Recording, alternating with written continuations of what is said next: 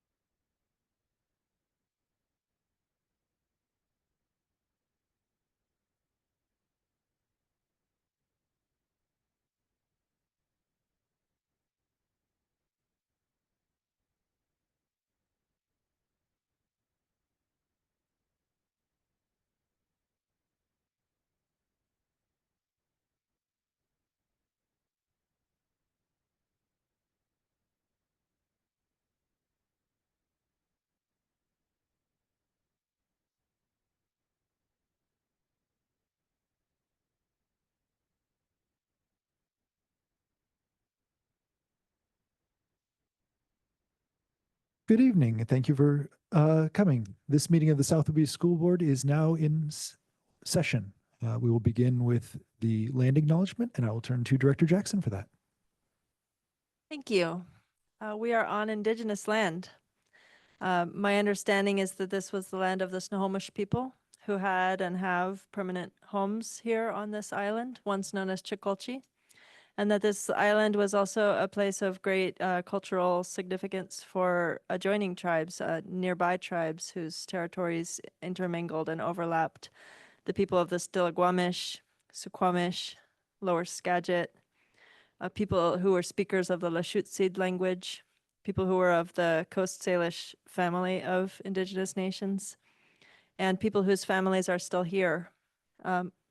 I sometimes make the mistake of thinking of history as far away and long ago, but the history of Indigenous presence and colonization is still very much shaping today's societies in this place. And the impact of the Indigenous people on this land and these waters continues to be one of nourishment and enrichment. There are trees in this region that point the way because they were shaped as saplings to have branches that indicate the direction to a meeting place or crossroads. And I just wonder sometimes about all the other things that were shaped by Indigenous presence in this place and all the ways that those traditions and practices and ways of being continue to shape our collective experience. Thank you. Thank you very much, Director Jackson.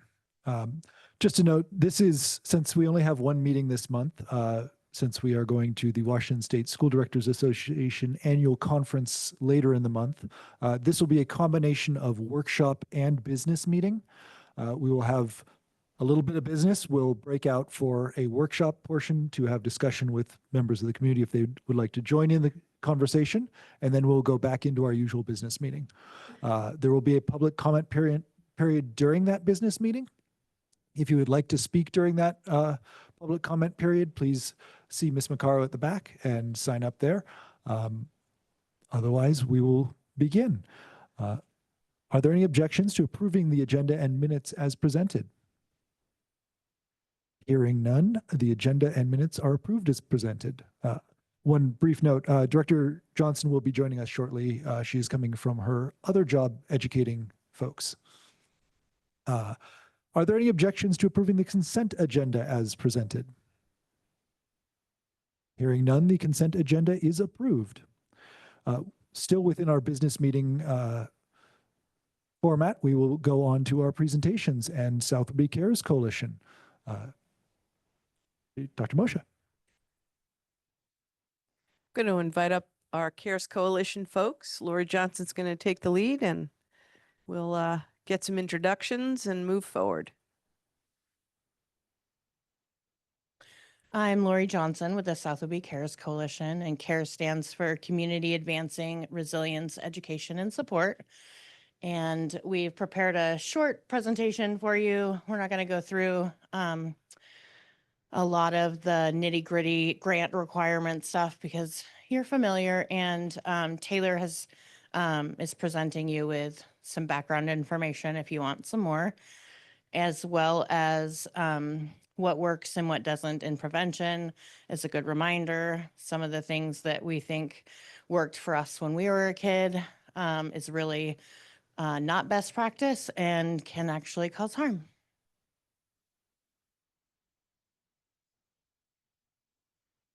Just really quick, SAMHSA, the Substance Abuse for Mental Health Service Administration, is our federal leg of the government that has given money to Washington State.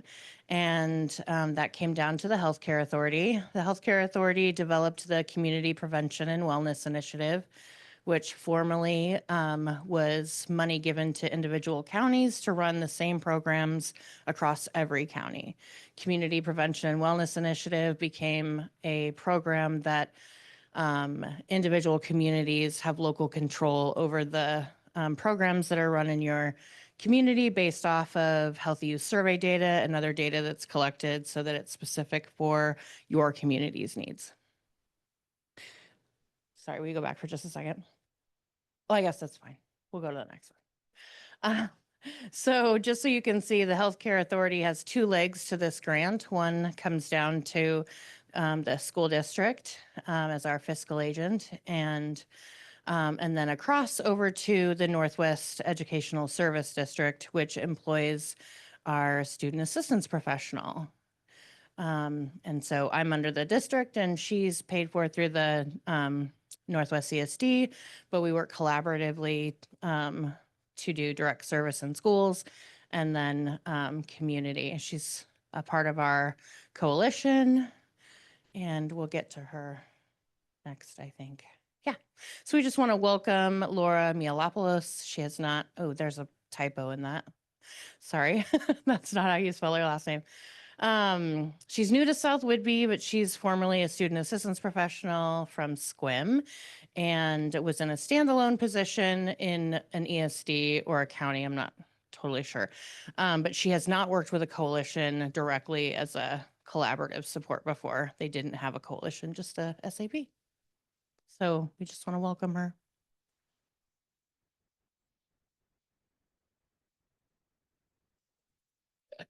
Oh, my slides didn't transfer very well.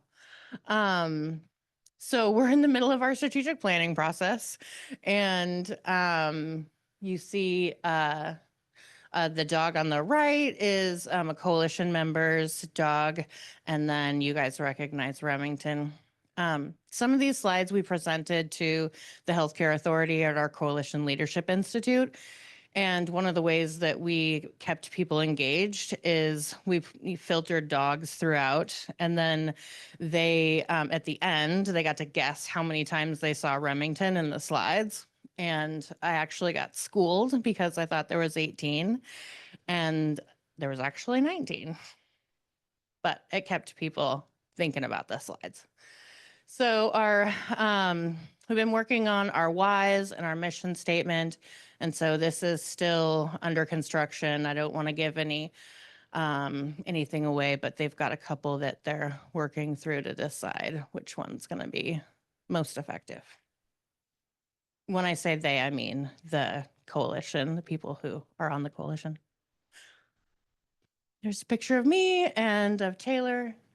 I'll just do a quick, tiny little background in case anybody doesn't know me. I don't know that I know the students on the board very well, but I grew up here. I graduated in '98 and am a proud graduate. I love this community, and it's the reason why that I choose to do this job is because the people that were in this district when I was growing up made a transitional pivot in my life, and I would not have gone on to do the things that I did, or I really don't know where I would be.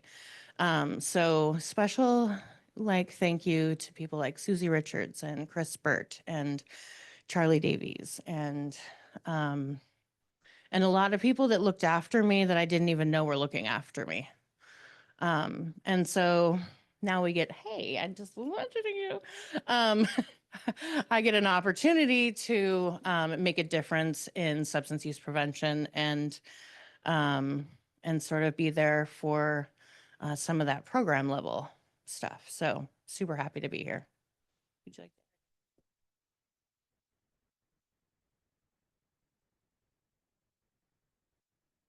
Oh, I see. Hi, I'm Taylor Lawson. I also grew up in Whidbey Island. I was born in Anacortes and spent most of my childhood in Coopville, but half of my childhood in South Whidbey. And I moved back in the last, man, it's almost been 3 years now, and got a position with the health department and found my why in being close to family and finding ways that I could bring my knowledge, my experience, and my love for this community back and try to give back as much as I was given, similar to Lori and experience. I could have easily gone down a totally different path in life, but my community was what kept me going in the right direction, in a healthy direction. And so Taylor and I both grew up here, but we have a significant age difference and didn't know each other then, but we've grown to be great friends now. So like I said, we're in the middle of our strategic planning process, which has been a lengthy process. We've been going nice and slow and analyzing the data carefully. We've gone through several trainings to get a better knowledge on how we can present different pieces to the community and then make decisions through a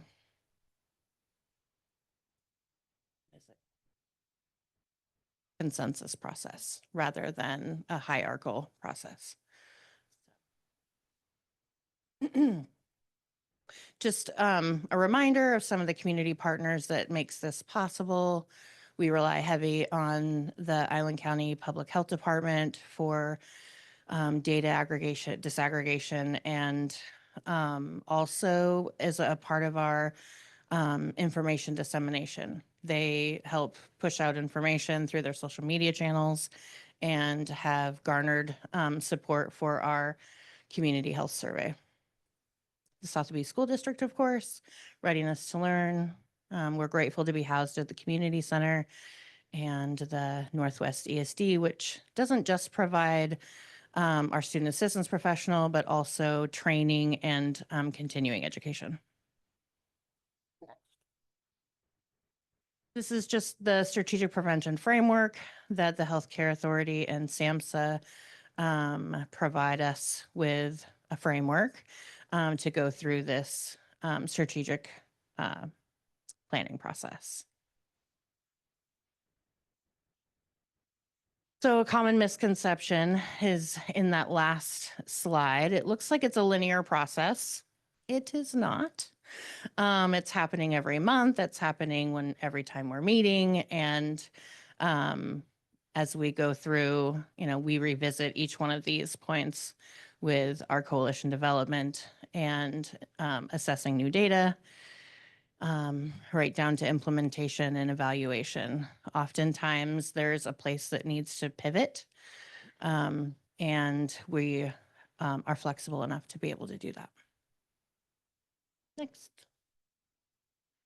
This is just an example that we used, that things are happening all the time. They overlap and they're out of order. So we don't finish just the, what is it called? No, the Getting Started program before we can start assessing the data. It's all happening at once. Next. We use a data-driven story, and it takes many relationships and a lot of time and collaboration and communication between different entities and sources, as well as individuals who come to the table either anecdotally or to be a part of our programs. This was a training that we took. In the top right-hand corner is Gwen. She's a newer coalition member. And she attended a 3-day training, a strategic planning retreat with me through the Washington State University extension provided by the Northwest PTTC. And it was awesome. This was our half day. Kaylin will kill me. Our half day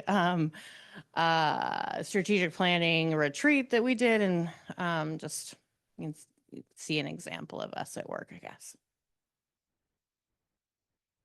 So when we start to write our narrative, we'll give a little bit about who we are, and we have asked the coalition some interesting questions. And one of the activities that we did is, you can go to the next slide. Is sort of a poem. It's an activity where you answer 3 questions. One is about the surroundings. What do you see? What's important to you, I think? And this is what came of our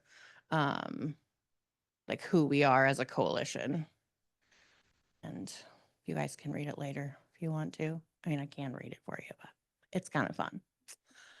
We also led this activity with the Healthcare Authority and had them do this activity. And there was 140 people in the room. And then they did a little table conversation and came up with their own who they are. Some data sources, you've all seen this slide before, just some of the ways that we collect data. Next. This is our opioid prevention team, which happens to also be a large part of our strategic planning team.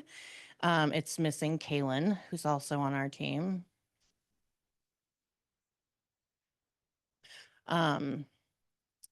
And so we have a couple of treatment and prevention folks.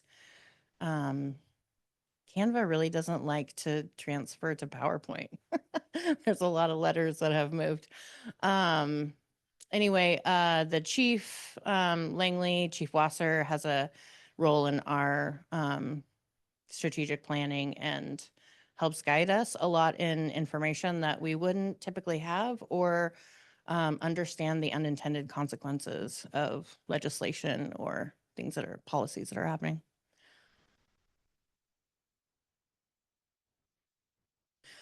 This is a snapshot from our data book that is provided to us from the Healthcare Authority. And it just walks us through the needs assessment, consequences of behavior, the measures. And this is kind of how we build our strategic plan. We're looking at the consequence measures that are given to us from the Healthy Youth Survey.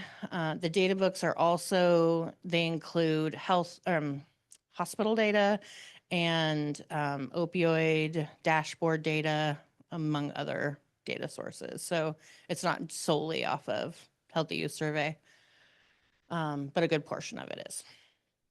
And so then we look at just measures of like what's happening, and the science behind it is figuring out why those things are happening in your community and an individual risk factor. And then we pick strategies based off of those risk factors and protection.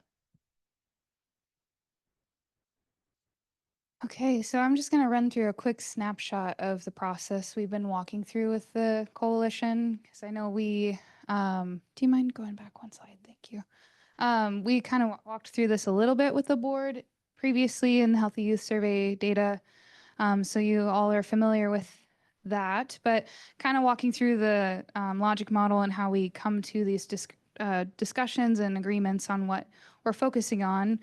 This is an example where we saw in our Healthy Youth Survey data that there is a decrease in depression between 2021 and 2023. That alone generated a lot of conversation around what's the validity of the data between 21 and 23, given we were in a pandemic and that, as you can imagine, was a great conversation, but also something that we should be looking towards and seeing what did help improve it and what is helping us to continue to improve this outcome for our kiddos. We did attribute a lot of the increase in, well, the decrease in depression and loneliness due to being back in school and the supports from teachers and staff and being around their peers. Mhm. Thank you. In that same token, we also are looking at these consumptions or just the engagement of activities that may be negative for our youth. In this case, we saw that other illegal drug use and prescription drug use increased between 21 and 23. And then we asked the coalition, why do we think that is? So you can see kind of the process that we go through to talk about changes in behavior and contributing factors, protective factors in that behavior. Just to be clear, it was a 1% increase, so it wasn't a significant, but We're noting it's- differences. but it's right? something Yeah. that we already have some support in opioid prevention and that sort of substance use. And so we're going to increase some of our education and certain things. So we want to keep an eye on that data point. Mhm. And then we see as the conversation or the story kind of unfolds more, we look at perceptions around substance use. And with following kind of that trajectory, we see that more youth think prescription drug use isn't risky.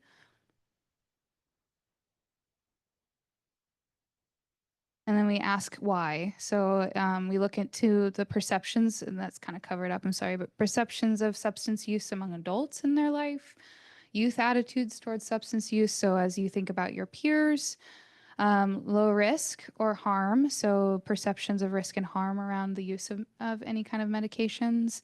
And then what we see, and we might not get to that today, but one of the biggest factors is what our friends think is kind of the biggest contributing factor that we're seeing, and how we feel about our own friends, or our youth are thinking about their own friends engaging in that behavior and wanting to protect them from the harms of substance use.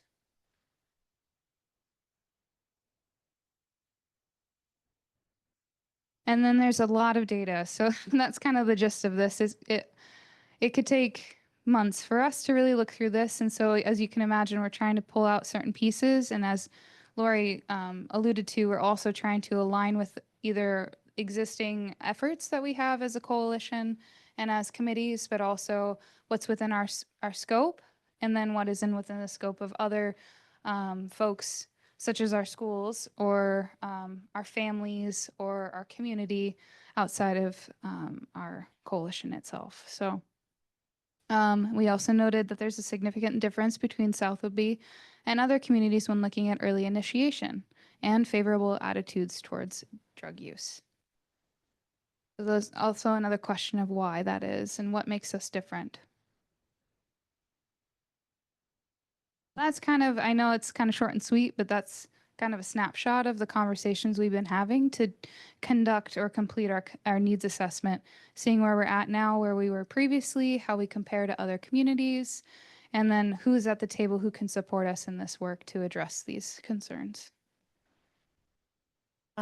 We've looked at a couple of special populations, one being youth that are experiencing high mobility, and then also the relative caregivers that are caring for those youth in high mobility situations. And a couple of the key findings were that they experience unique challenges and barriers to care. Informal caregivers without legal support have particularly high levels of stress and increased needs for self-care. Mental health can be supported by peer engagement with other relative caregivers, and resource sharing and building trust in a system of support.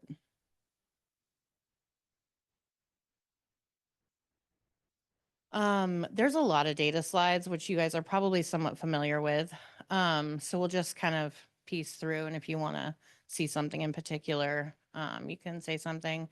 The family management slide is something that we've seen an increase in risk for family management over the years, dating back to, what is that, 2016, 2014. And the challenge that we have come to is that the Healthcare Authority gives us a select number of programs to offer under the family management program or headline. And those are evidence-based programs that are usually facilitated to families during a multiple session, multiple week commitment. And that's really hard. A lot of families aren't really interested in being away from their families or committing to 6 to 8 weeks, sometimes 11 weeks in a program.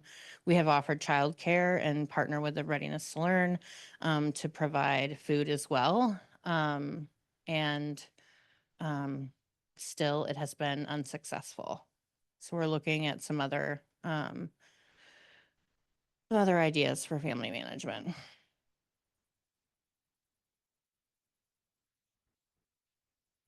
Youth reported high pro-social involvement with their families. I don't know if this data point is in there, but one of the things that we saw is that parents are not talking to their students about substances and the risks of substances, and they are very supportive of their students, feel supported by their families when something troublesome happens, not necessarily related to substance use. Keep going. So as you saw earlier, we have the logic model, which is provided by the Healthcare Authority. This is sort of like how we look at, specifically, this one is around opioids. And one of our, also we pay attention to depression and mental health, which the Healthcare Authority has a separate grant funding for, but we can do mental health promotion under the current grant that we have. So the data that we get includes the risk and protective factors. They have strategies that we can choose from. And the work that we do as a coalition is figuring out what those local conditions are that's specific to South Whitby, which is different than the rest of the county and the state.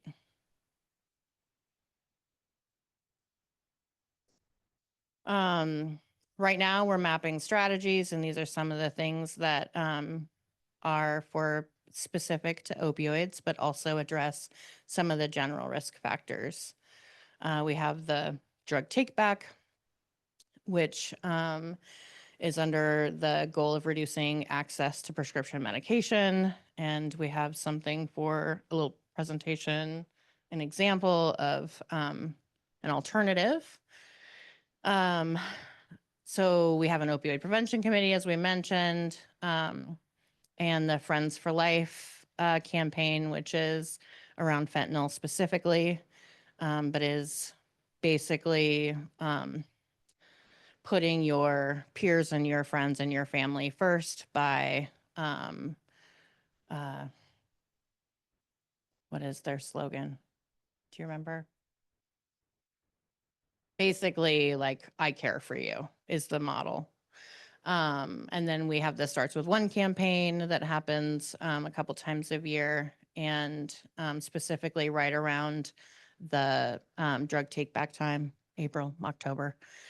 And then we have our direct service education professional that can do those programs in school directly with youth. So this year, I don't know if you guys were around for October 19th, but it was blustery. We bought a new canopy tent that was flailing around like an octopus, and was very dangerous to have people around. So we had to cancel the fall festival event, which holds our drug take back. And And so one of the alternatives that we have is we've partnered with Med Project, and they offer mail-back bags for medication. So you can pick up one of these at the community center. You can put your medications in the bag, seal it. It's paid for. It goes away. And Med Project tracks all the bags that are taken from the community center, and then we get the data back on the weight for our community as well as Island County.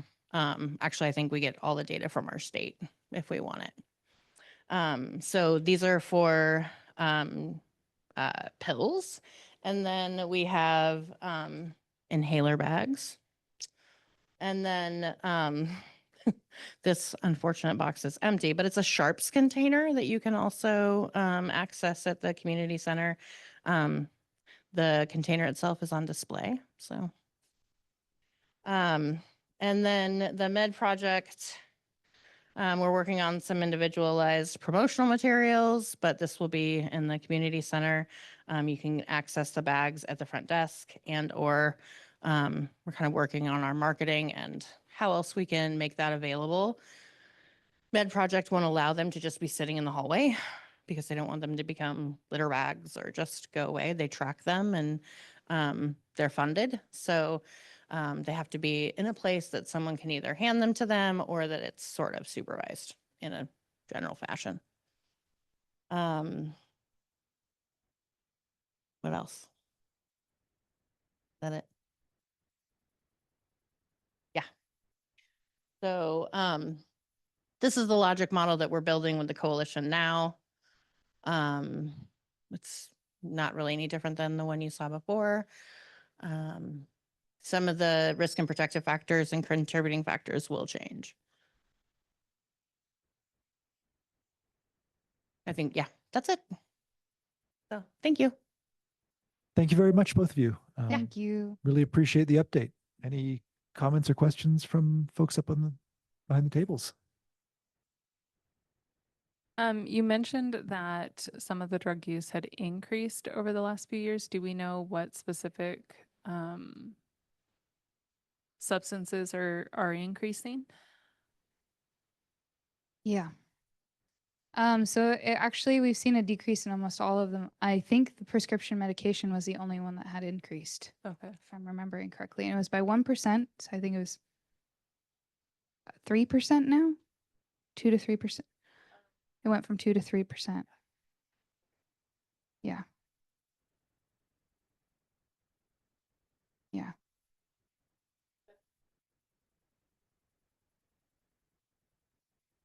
Alcohol consumption and cannabis use has both decreased, And vaping not too. significantly, and not enough to be like, we're good, but we're keeping an eye on those data points. It is a little bit difficult because any data that or any questions that less than 30 students answered, it's squashed Gotcha. and or isn't totally accurate.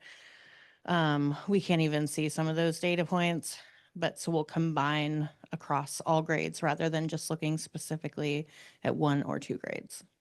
And then we qualified for this because we had a significant amount of population that was engaging in That's one of the, one of the factors. yeah. What were the starting percentages? And like how much overall have we seen decrease? 2018. Do we see that on there? No. I'd have to look at the trending data. I don't have that Okay. off the top of my head, but it's not extreme. It's, I believe that Lori. it went up and then it came down. If I remember correctly, we were awarded the grant because we had a pocket down here that was rural and didn't have access, but also there was money available, and compared to the others, Mhm. we were most in need and at risk. Yeah. So it was opportunity, Yes. and we also contribute. So the grant doesn't pay for everything. The district has in kind that supports the grant as well. So Definitely. We are cohort 6. There's only one more cohort after us because the funding has decreased. And there was like 17 coalitions that started at the same time as us. And I think the next year was the same. We weren't number one. When Thing. the community members come by for one of those take back bags, Mhm. can any unneeded prescription drugs go in that bag, or only things that we consider to be of risk for abuse? All prescription medication that is up in pill form. There's Got it. no liquid. I do have a bag, Taylor. Will you look in my basket? We have a Dertera bag that you can put liquid and or pills in that has something in it that absorbs the medication. And so then you can crush it up and then dispose of it properly on your own without having to mail it in or what have you. Cool. So we have a limited amount of those available. And we usually have them available just for outreach events and where we're, public facing with the public. So Thank you. anything else? Thank you very much. Thank you. We'll move on to the 10-year facilities plan. Dr. Moshe. thank you. As the board knows, we engaged in the process of creating a 10-year facilities plan prior to the bond, and it's come to fruition. And Paul and Scott are going to briefly take us through where we are with this, and then hopefully that'll give you enough information that you can accept the plan later in the agenda. Guys hear me okay for this here? Is that better? We'll hold it. So 10-year plan really paired up with the bond planning task for bond planning. So when we go through these slides, you'll see a lot of things that are listed that are already being addressed in the bond, but there are still needs as we were going through. The photo here is a rendering of what the high school could look like with the siding. One of the major things you'll see with the middle high school is the envelope, the roof. So that's just in there for looks. And I think along with the bond, one of the things that I was very interested in and we talked about as we were putting the 10 years facility plan together was making sure that the things that we're doing with the levy, the patterns that we're seeing right now with the levy and the things we're starting to address extend out over 10 years. So we're not just talking about solving problems right now, but we're thinking about building systems over the next 10 years, which actually align very well with the fact that we just had another 6-year levy approved in this community. So it extends well past the work that we're doing in the bond. So both layers sit side by side, and we'll talk a little bit about how those things have worked together. So there was when the 10-year facility plan went through each side and went district-wide. So we're going to start with the district-wide needs here. These are photos of the water heater that was actually replaced that caused the gym situation. So brand new shiny copper, and there's actually 2 of them side by side. We can only fit one in the photo. But the septic system, water heating, water purification remain district-wide situations to keep updated.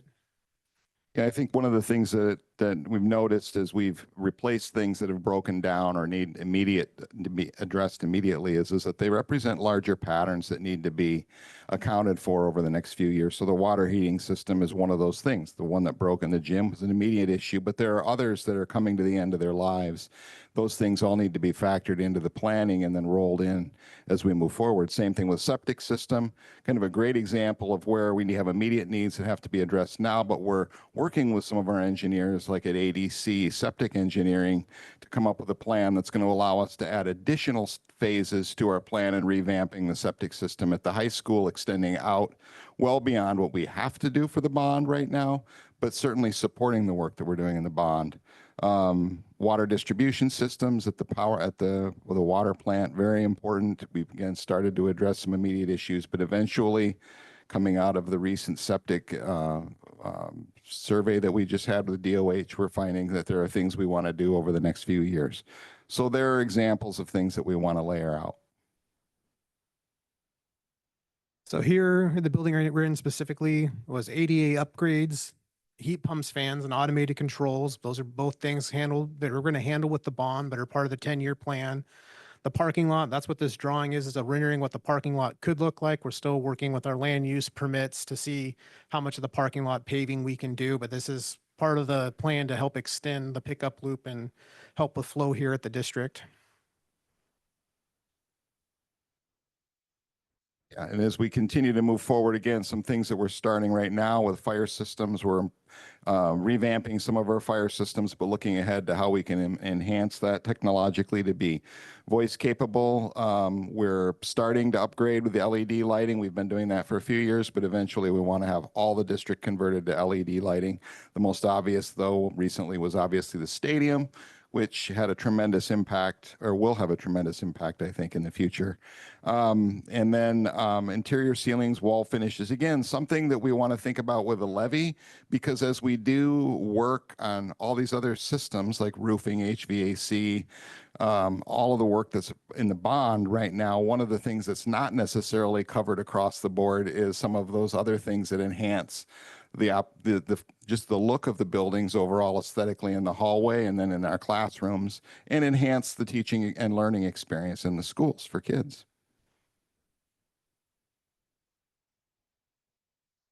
Okay, and then we've also, as we think about the bond and continue to move forward with the levy work, a roofing, exterior envelope, and windows has been a huge focus. We've recently had a survey done on the exterior envelope of the building, which has informed a lot of the thinking on the bond and what materials we want to use to enhance the work at the high school. Certainly continuing to look at the roofing and think about what kind of roofing materials and applications we want to have for that. And continuing to expand that out in the district in the non-bond facilities like the district office and some of the roofing here at the elementary school that hasn't been touched. Those are all things that we're going to need to look at in the future, because they will reach the end of their lives. Even if they aren't right now, it'll go quickly. Rooftop units, HVAC units, we're improving those right now, what we have, but looking ahead to figure out what we want, developing specifications on those so that we have the kinds of systems that are going to last for a long time and minimize the amount of maintenance we have to do over the years, just so that we can continue to have them working efficiently. Restroom remodels, we've been spending a lot of time talking about what restroom remodels look like, how we can ensure that our bathrooms are welcoming and just very comfortable places for our students and staff to go and access. So that's the quick presentation of the 10-year plan, where you can field any questions if you guys have it. The actual 10-year facility plan's a lot more in depth than what we're presenting here tonight, but we're just showing that it's in parallel with the passing of the levy and the bond that we're currently working on, that we have a plan laid out of how to use those funds and prioritized going forward. And the entire plan is on the board's docket agenda tonight, so you can see it in detail. And it will be on the bond page as well, on the website. Questions, comments from the tables? I just want to acknowledge how exciting it is to see the steady progress towards long-term goals, because I feel like for a long time, the district has been in putting out fires mode. And of course, we had a couple of big catastrophes this year that added a little bit of that putting out fires energy. But generally, I'm seeing new efficiencies and new systemic practices that should alleviate that the frequency at which emergencies arise. And I just want to express my gratitude to the two of you for creating the capacity for that foresightful maintenance, and also to the community for voting to give us the resources to do this necessary work. It's very exciting. Thank you. I just want to say one thing when it comes to staff and our students. I've really appreciated the fact that people have been so open about telling us what they see and what they need, and giving us the opportunity to be able to respond and do what's necessary. People aren't just putting up with things that aren't working. They're telling us when things aren't working and whether they're seeing things that need to be fixed or improved. And you know, we can prioritize then and decide. And I just want to thank everybody for that, because it makes our jobs a lot easier when we have that kind of open line of communication and people feel free to share what they want.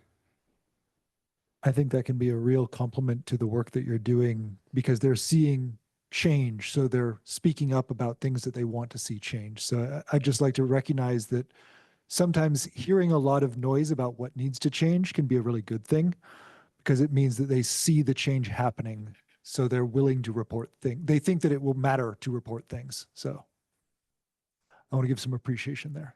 Thank you. Okay, thank you both very much. We will now move on to the superintendent search update. I know that we have folks from HYA here, Dr. McDuffie and company. Yes. Can you hear us? Yes. Excellent. And we can hear you as well. Good. Wonderful. I'll turn the floor over to y'all. Thank you, President Wilford. Chris McDuffie and John Bash and Helene Paroff, associates with HYA, assisting with the superintendent search. Thank you for an opportunity to briefly update the board tonight on how the search is going. We would like to just share a little bit about recruitment and a little bit about next steps regarding the selection phase that we're headed into. And then finally, what you can expect coming up on your calendars and next steps. So we'd also like to thank again Andrea and Joe for serving as your liaisons. Such a pleasure working with them. And as you know, we're checking in with them weekly, and we're making great progress. So I'll kick it off with just a quick recruitment update. It's been going very well. A lot of interest in the position. Wanted you to know that we currently have 19 individuals who have started the online process. And John and Helene and I are conducting those first initial meetings with each candidate, getting to know them better, answering any questions that they may have about the process, et cetera. So we're well underway, and it's looking really, really promising. Regarding your advertising that you selected, just to let you know that we have had 199 views on our HYA website. And one particular specialty post that we made, NABC, has had 1,980 views about this particular position announcement. So a lot of traffic locally and actually nationally. So I'll turn it over to John for some next specifics on the selection process. Sure. Good evening, everybody. We are busy, as Chris mentioned, with recruiting and screening candidates, but alongside of that work, we're also doing some work to prepare for application screening. So one of the things you may recall is we do have a dedicated and confidential school board portal that you have access to. Starting tomorrow, we're going to be sending each individual board member a request for interview question input. And essentially what that looks like is we're going to provide a large sampling of superintendent interview questions we've encountered over time, including questions that we've fashioned or adapted a bit to align with the leadership profile report that you've already seen. And we provide those kind of as a starting place to invite each board member to take a look at those questions. And we do group them into categories like board superintendent relations, financial management, all the different domains that, become the broad landscape for superintendent leadership. And across those domains, then we invite each board member to select up to 13 of those questions, because in a standard 60 to 90-minute interview, that's the number we generally recommend you don't exceed. But beyond the sample set that we share, we also invite each board member, if they feel strongly about something they don't see represented, they can certainly also submit a custom question or draft a question and propose that as well among the 13 they submit. And so we're going to provide that information not only via email to each board member. We're going to include that on the portal, and I'll drop the link to the portal because it's been a little while since we interacted with you about that, just so you can practice accessing again. Because once we do prepare the application materials for you, we also will include our summary of all the vetting work that we've done with each completed application. Also want to clarify that you will see every applicant in this mix.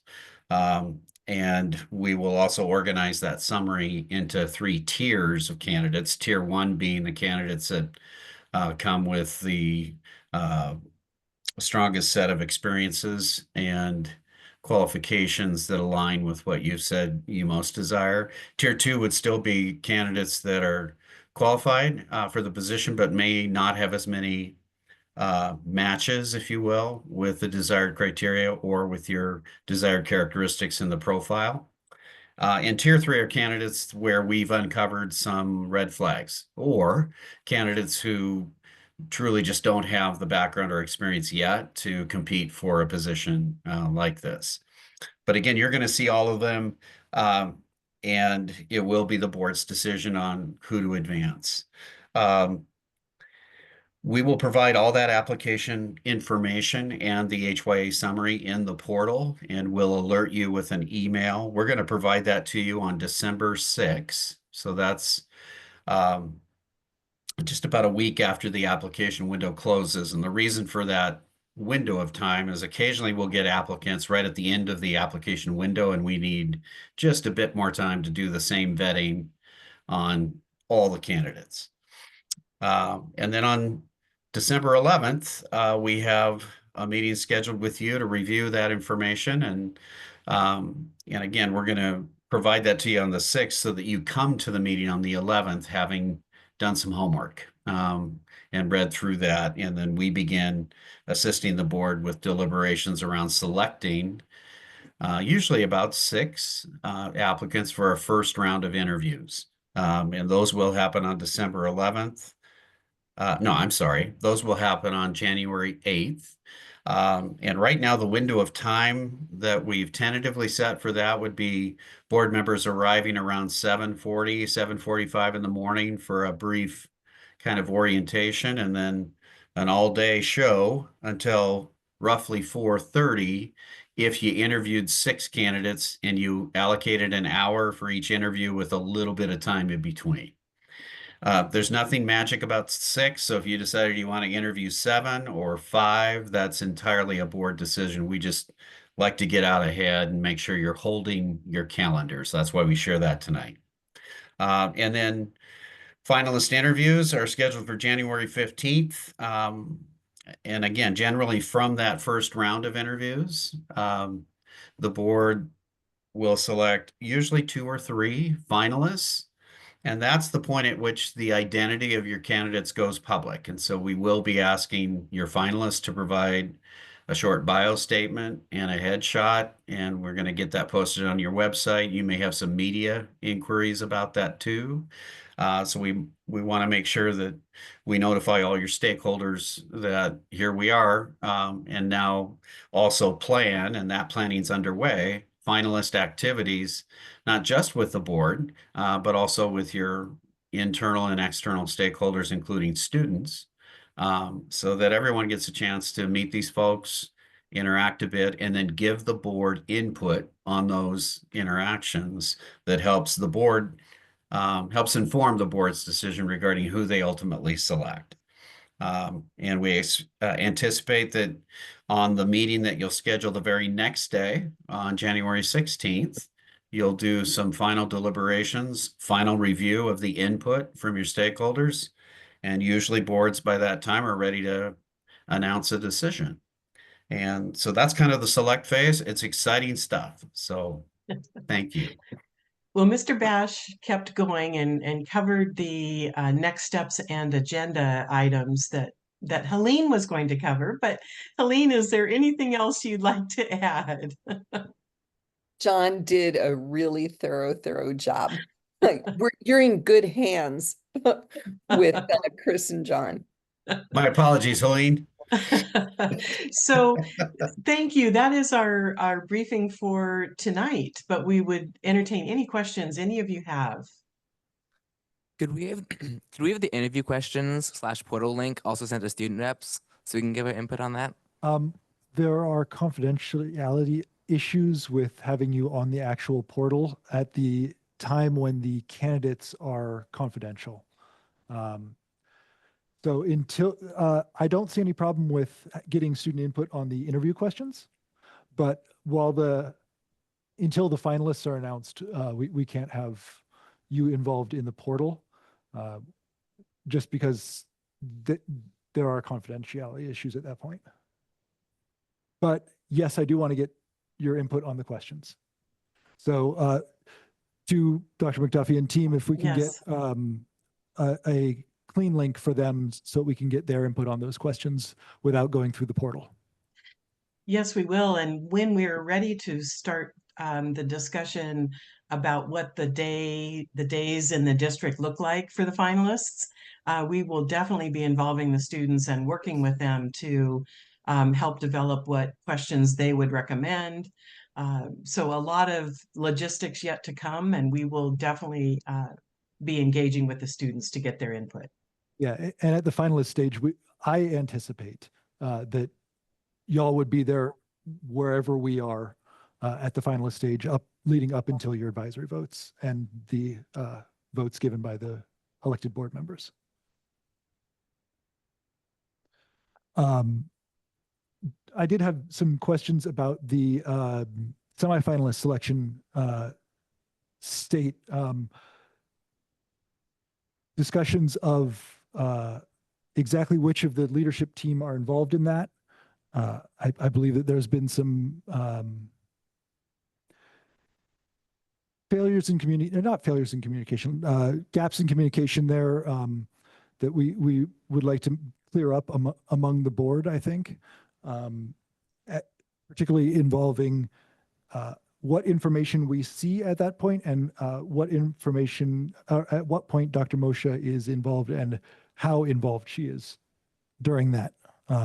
Board members, does that match your understanding of what we need more information on?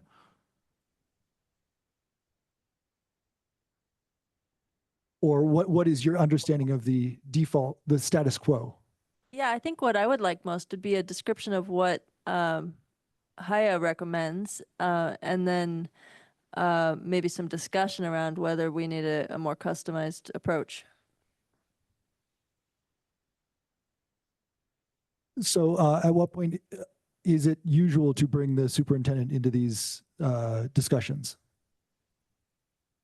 Yes, great question. And we've been working with Joe and Andrea, trying to fine tune sort of all the layers of involvement moving forward. It is definitely consistently found that the outgoing superintendent is actively involved at the finalist stage. And we'll back up a minute because remember that the semifinalist stage is confidential. And all of the candidates have been informed of that it remains confidential, board members only, in other words. And so it's highly unusual to have an outgoing superintendent or any other cabinet level or others involved at that first phase. Once you reach a finalist phase, definitely everyone's re-engaged, and the outgoing superintendent, Dr. Mocha, would be a huge resource, not only to the candidates, but to the board. And that's why our initial discussions have included an actual station where those finalists meet with Dr. Mocha, and then she join you in your executive session debriefs and deliberations to provide her impressions and feedback to the board before you enter into your final round of discussions. So I may be misremembering the discussions. I had remembered discussions about involving Dr. Moshe at an earlier point in that, but you're saying that the applicants have been informed that it will be confidential to board members only. Yes, and yet, this is your search. You certainly, you tell us how you would like it customized. We just are sharing that our experience is that it's highly unusual to have the outgoing superintendent kind of at the table, so to speak, and especially during the first round. And John, do you want to add anything to that? Yeah, I would just add that some additional reasons most boards we work with elect to follow that model is, when you're seeking new leadership, it's not uncommon for, the leadership profile, for example, had strengths of the district, and there are many, and that's why this has been a delightful opportunity to market. But in every district, there's always challenges. And no, that's not an indictment of your current superintendent at all, but we find that candidates who are considering application, if they learn that the incumbent superintendent is involved, there's sometimes an assumption that if that person is providing qualitative input to the board, then the candidate should align with what the current superintendent might do or might think on a particular issue. And so for that reason,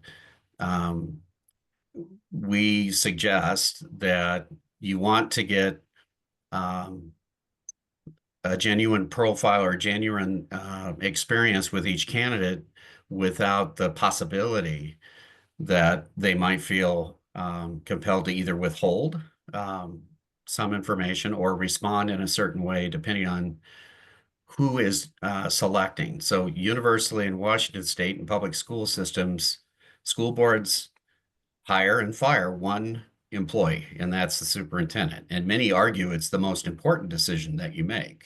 And so for that reason, we do feel as strongly that the superintendent's involvement at the finalist phase, not only to meet each candidate and provide some important information to them and answer their questions, is important and valuable. But once a superintendent's selected, that's probably the most essential involvement from the outgoing superintendent, is to support the selected candidate in all the transition work that you're able to pull together between that time and July 1 when they start officially, if that helps. So I think from my perspective, the risk we run if we don't engage Dr. Moshe until the semifinalist, the finalist round, is that we miss the opportunity for her experience and perceptions to give us valuable insight, especially given that she's been doing the job for a very long time and therefore might know things about the qualities and perspectives that would serve somebody in doing the job.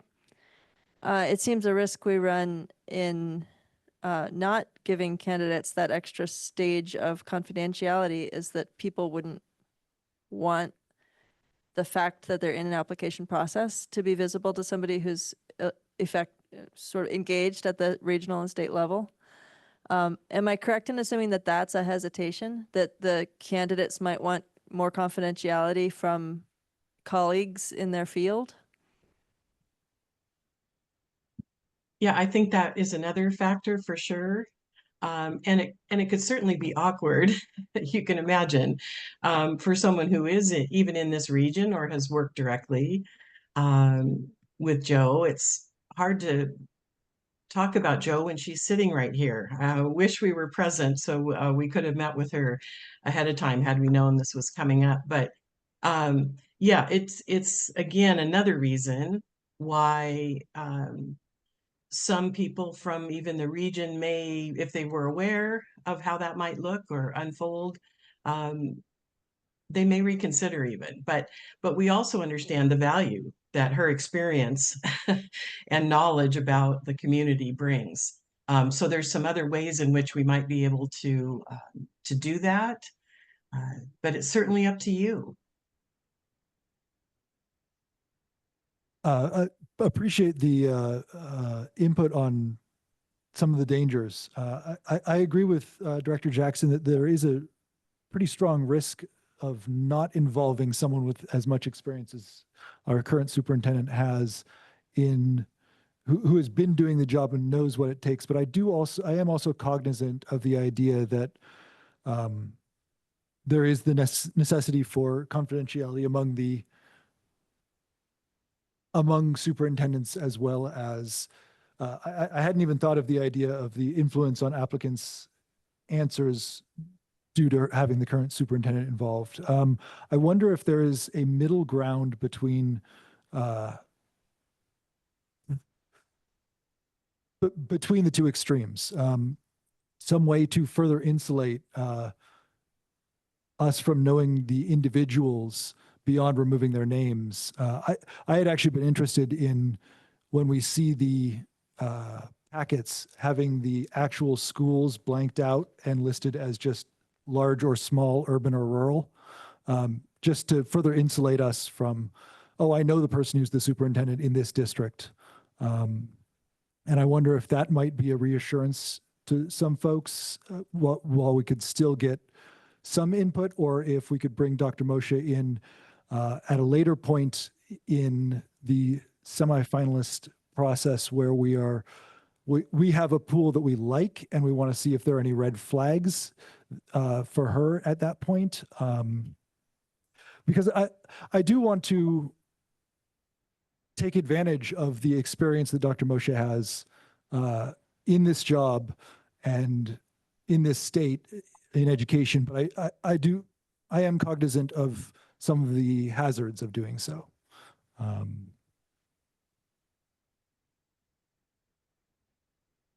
We might recommend, President Wilford, that the board, talk further, and we've got some time. Not a lot, but we do have a little bit of time to do our final planning. And if you could share your desires as a board with Andrea and Joe again as your liaisons, because that's kind of how we got to this point of where we are already. But any recommendations, what you'd like to see? We did already talk with you early on about a blind screening, if that was your preference. So yes, we were planning on that anyway, but we can certainly talk further and refine what you'd like to see. Yeah, I would be interested in finding a way that Dr. Moshe wasn't part of the interview process, because I do see that that concern, but also had an opportunity to provide input on maybe the pool that we were looking at for semifinalist selection, rather than the full application pool, something like that. So I think that that's a good idea, to get folks to share their thoughts and feelings with Director Downs and Director Greenherron to pass along to HYA. Does that sound reasonable to students and elected members? And that'll just be a one-way delivery of our perspectives to them to synthesize and report. Great. Yes.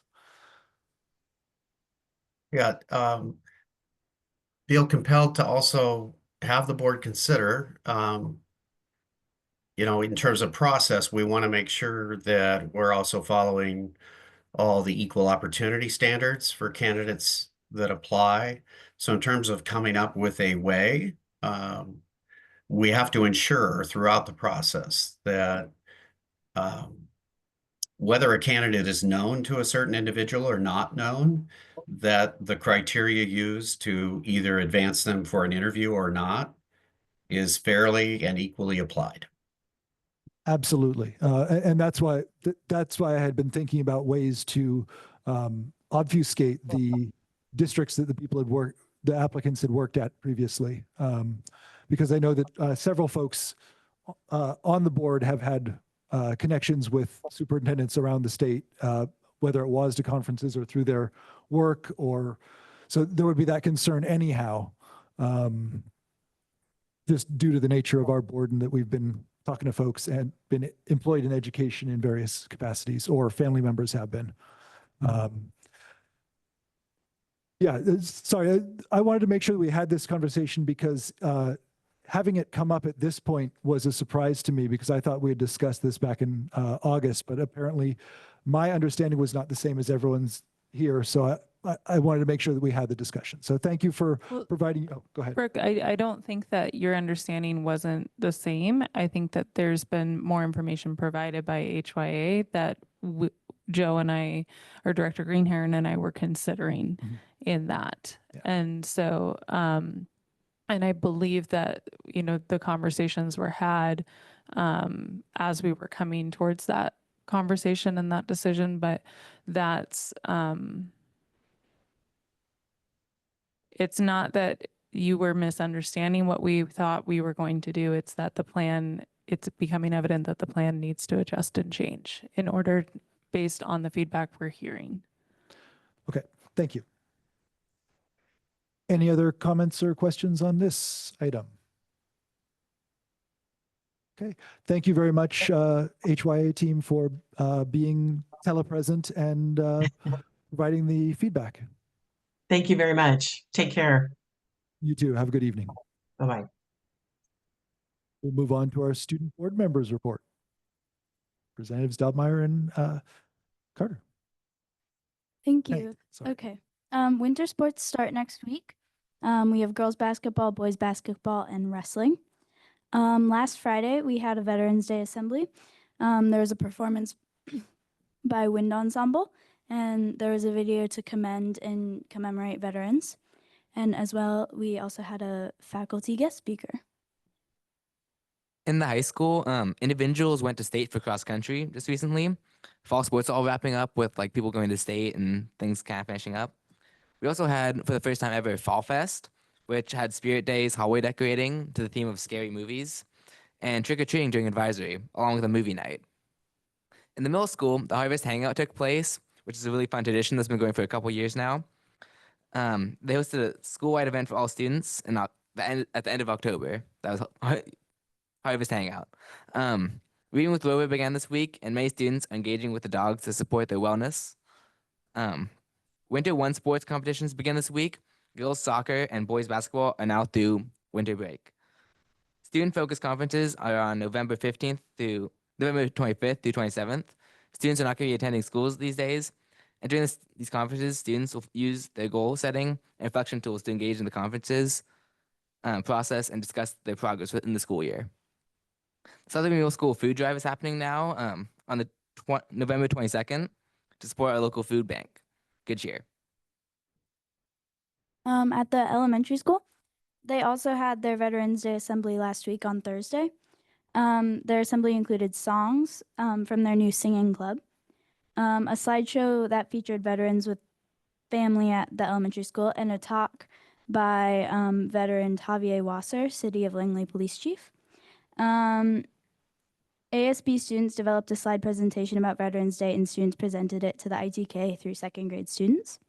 Through collaboration with the South Whidbey Schools Foundation, the elementary school recently received a $10,000 grant from the Whidbey Community Foundation to provide additional mental health support for our elementary and ALE students.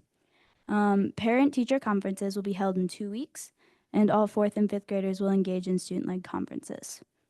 And lastly, the Scholastic Book Fair. Once again, Val Brown will be hosting a Scholastic Book Fair just in time for the holidays. So that's pretty cool. Thank you very much. Comments, questions? I really appreciate hearing some of the Veterans Day information from the elementary school, since my elementary school child did not share it with me. I loved hearing about the Harvest Hangout and seeing all the students in their Minions costumes, or sorry, all of the staff in their Minions costumes here while the elementary students were parading around and while staff members were picking up their children later on. I loved how involved the staff got in that. Reading with Rover, I'm so happy that this is a program. My child has some anxieties around dogs, and she's been so appreciative of this opportunity to meet very well-behaved dogs in a very controlled setting. I was amazed she went at all, and she loved it. So I love that this is a program that's available. And I love that we're really diving into student-directed conferences, continuing to do that work, because I really love getting the students involved in the discussion between how school is going and their families. So thank you for sharing that information. I recall hearing at, I believe, our last board meeting, a brief reference to how there are benefits to reading with Rover beyond just reading, and that it's actually a program that doesn't always center around the book. And do either of you know, or can you clarify, does sitting down and reading the book play a huge role in the reading with Rover experience, or is there sometimes a student who just needs time with a dog and the book is secondary? I'm not really sure about that, but Principal Richards, do you have input on this? Thank you so much. Great question. Definitely not primarily focused on the reading. They have brushes there. The children can sit and brush the dogs. And then Luann Hip, who coordinates the program, is a retired school counselor. So she also engages in some pretty wonderful conversations with our kids as well. That's great. As a big fan of both books and dogs, I always thought of it, I always figured it was like using a dog as a way to get a kid to read a book. But I understand now that for some students, just the regulation of their nervous system that can come from being with another animal is a benefit in addition to, or even besides, the reading experience. So thank you. Just one more thing I wanted to share. We're up to 3 pairs now of dogs and their owners, up from 1 last year. So and that's just at the elementary, and now Kayla has added that program at the middle school as well. Yep, it's at the middle school. Staff members ask if they can, when can they get in, which is kind of fun. One of the dogs, Luann's first dog, is retiring sometime this year. So there's already thoughts and conversation about a retirement party for one of the dogs. And then there's a few new ones that kids are just really excited to have around. That's so exciting. Thank you. And thank you, students, for that report. That's really exciting. And thank you, principals, for chiming in as well. I appreciate having the information coming from all sources. Any other comments or questions for the students? Thank you very much, student reps. We'll go to a different student and Mr. Field as well. Elsa Lehman and Mr. Field for the Associated Student Body Report. Good evening. For those of you who don't know me, I am Elsa Lehman. I'm a junior at the high school. I'm going to be talking about the ASB budget and kind of our goals for this year and going forward into regards of money and funding our students at the high school. I'm presenting on behalf of the South Libby Executive Board, or like ASB board. As far as I know, and correct me if I'm wrong, but a student has not presented ASB budget in quite a while or ever. So I'm kind of rolling with this, doing what I can. Later in the evening, if you have feedback, I'd love that. And I think I'll be presenting again in the spring.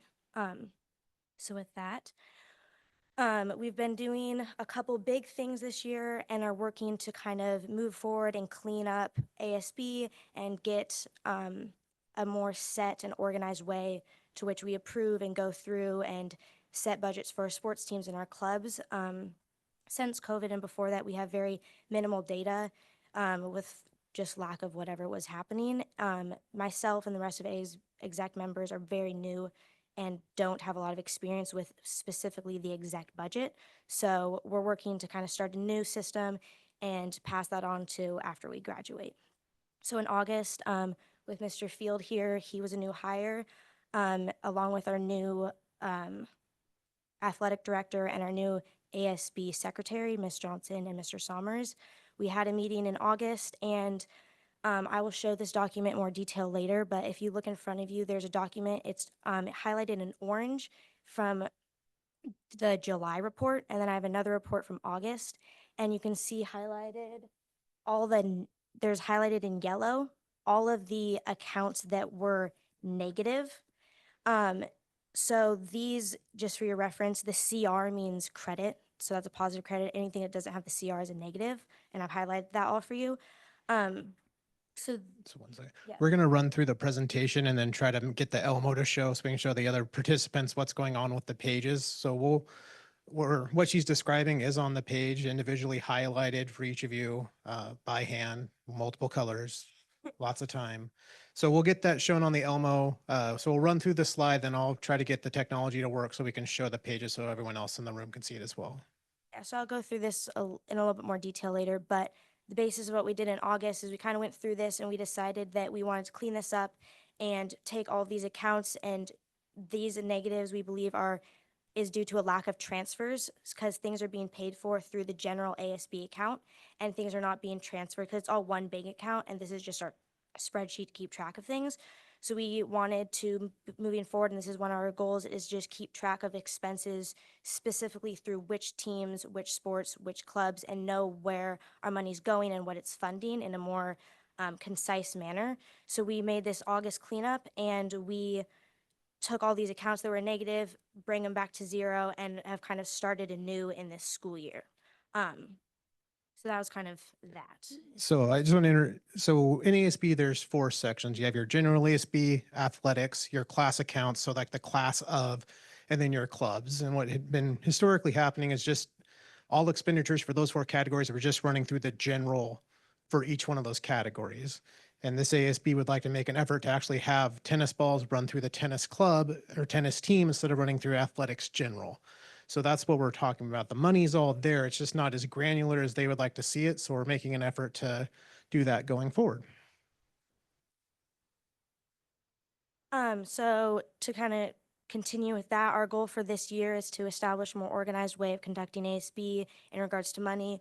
We've had a lot of mentorship, as like I said, we're pretty new to this, from Mr. Fields, Mr. Sommers, our ASB secretary, or not secretary, like leader, I guess, Mr. Baird. We, like Mr. Field just mentioned, all that money was just being moved that one account, and we want to see and be able to pinpoint where our expenses are, how it's moving, and be able to go back in the records more easily. There was one day I spent like 3 hours going through receipts from last year, but it's like we can have that on a report very easily if the transfers just go through.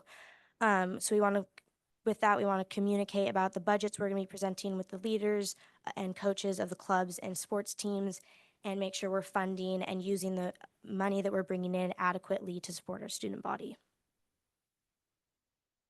So I have a couple graphs for you. This is the monthly expenditures for the last, I think there's last 4 years on here. We obviously only have a couple months this year, so ours in purple, but you can see that, and this is for all ASB, including middle school. We weren't able to split that, but the high school itself has raised $13,814.33 this year just through ASB fees, sports fees, different things like that. And then, or that's what we spent this year, sorry. This is our monthly revenue for this year, and so far we've made $32,000. And we, and the next slide, if you want to go to that next one, you can see that this is our just fund balance. And for the last multiple years, if you go back further than this, our fund balance is continuing to grow, and we like to see that our fund balance is continuing to grow, but we also want to make sure we're not growing exponentially and we're taking that money and giving it back to our students. So we're working, as you saw, we made that $32,000, and we're going to save some of that and put it back. We want to make sure that we're expending that on our students that are here. So we're doing all that and tracking and making sure that those funds are being saved and also spent on our students. So just one clarification on that graph. That's the district-wide ASB fund balance. Timing didn't allow us to break out specifically the middle high school, so that is the entire ASB. So you can see when the start of that graph was $56,000, and now they're pushing upwards of $100,000. So it is growing, but $56,000 was really lean for how much money that they were carrying. So it's moving in the right direction, but we're kind of getting to that tipping point of we need to money in, money out. And that's what this ASB is really looking to do. And you'll see that in the paper charts that we go through here in just a moment.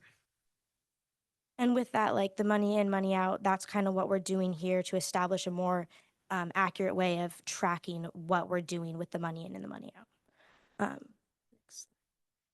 So this is kind of just like what I do and what exec does kind of on a daily and weekly basis. So I work very closely with our ASB secretary, Kimmy Johnson.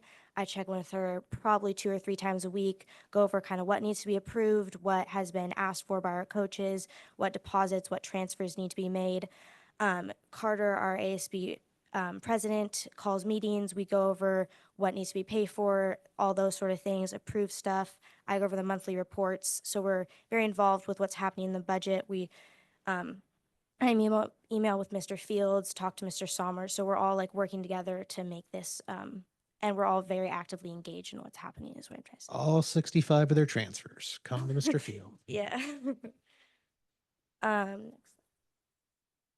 So just kind of what we've done so far this year, we did a sports budget for all of our sports team, which I don't has happened or not really happened the last few years. I'm not 100% sure, but we decided to allot each team $100 plus $5 per athlete to each sport team. And we have given that out to this fall sports. And then for the winter and spring sports, we've just given the $100 and we will allot them the extra money once we know how many athletes they actually have. And with that, we've also established that General ASB would like to pay for and take the burden away from those sports teams for paying for club fees, mandatory equipment, and things like that. We also, as General ASB, taking away from the sports teams, sports such as wrestling and cross country, we are paying for 3 tournaments or invitationals for them as track, since they only have limited competitions through the season. So we want to give them further opportunity. And if they would like extra tournaments to participate in, they are required to do their own fundraising. But we've taken that responsibility and kind of given that sports budget to them to facilitate like student welfare and camaraderie and such. And then we are taking the responsibility of those like mandatory fees and things. So, and I just want to clarify there, that's all student conversation, deciding how they want to see the funds flow through their books. They want to carry the burden of state tournaments in general, and just recognize that we will always send our state athletes to competition, and we're going to carry it in the general sports budget. And that's just a choice they chose to do. Instead of carrying it with cross country, they want to carry it in athletic general. It's their funds to manage, and I'm here to support it. Along with that, we have opened a specifically state athlete account because we have a couple very strong athletic teams that send like cross country that send students every year, and we don't need their expenses to be extraordinarily higher than the other teams. And also we as ASB will send any student who makes it to state in any sport. So we've kind of set that aside to save money and have those expenses all through one account. So it's kind of reflected in our acknowledgement that we're supporting all of our students. Christy, can you go back to the expenditure slide, the expenditure graph? One more. So you see that big spike in June? That's track. Yeah. Yeah. You know, our largest competitive team sending kids to state tournaments and putting those kids in hotels and Pasco and stuff. That's what that spike is every year at the end of the year. And the choice this ASB has decided to do is to carry that in their state tournament club or account so they can see how much it costs to send our kids to compete at the next level. Yeah, and that's just back to us tracking what we're spending and more accurate on that. So we can go to the next slide. Another thing that we've done this year is we've established a new club funding policy. There has been a couple of incidents in the past few years that have kind of raised this as a concern. And so we've kind of just went ahead and established a new policy. We have approved it. We talked it over with, it was all decided and put together by us, but we've kind of discussed it on a further with some of our supporting systems at the high school. But you can kind of read that through that for yourself, but I'll explain it in a little bit more detail.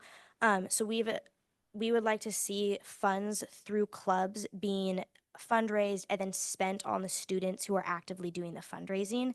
And there have been a couple of incidents where funds were spent and then sat there and there was no activity in the account for numbers and numbers of years, and then they want to come back and use that money again. But we'd like to see money coming into those students who fundraised it and being used on those students. If this doesn't mean they have to spend their money. If they're actively fundraising every year and they're saving for some big event, they'll keep their money.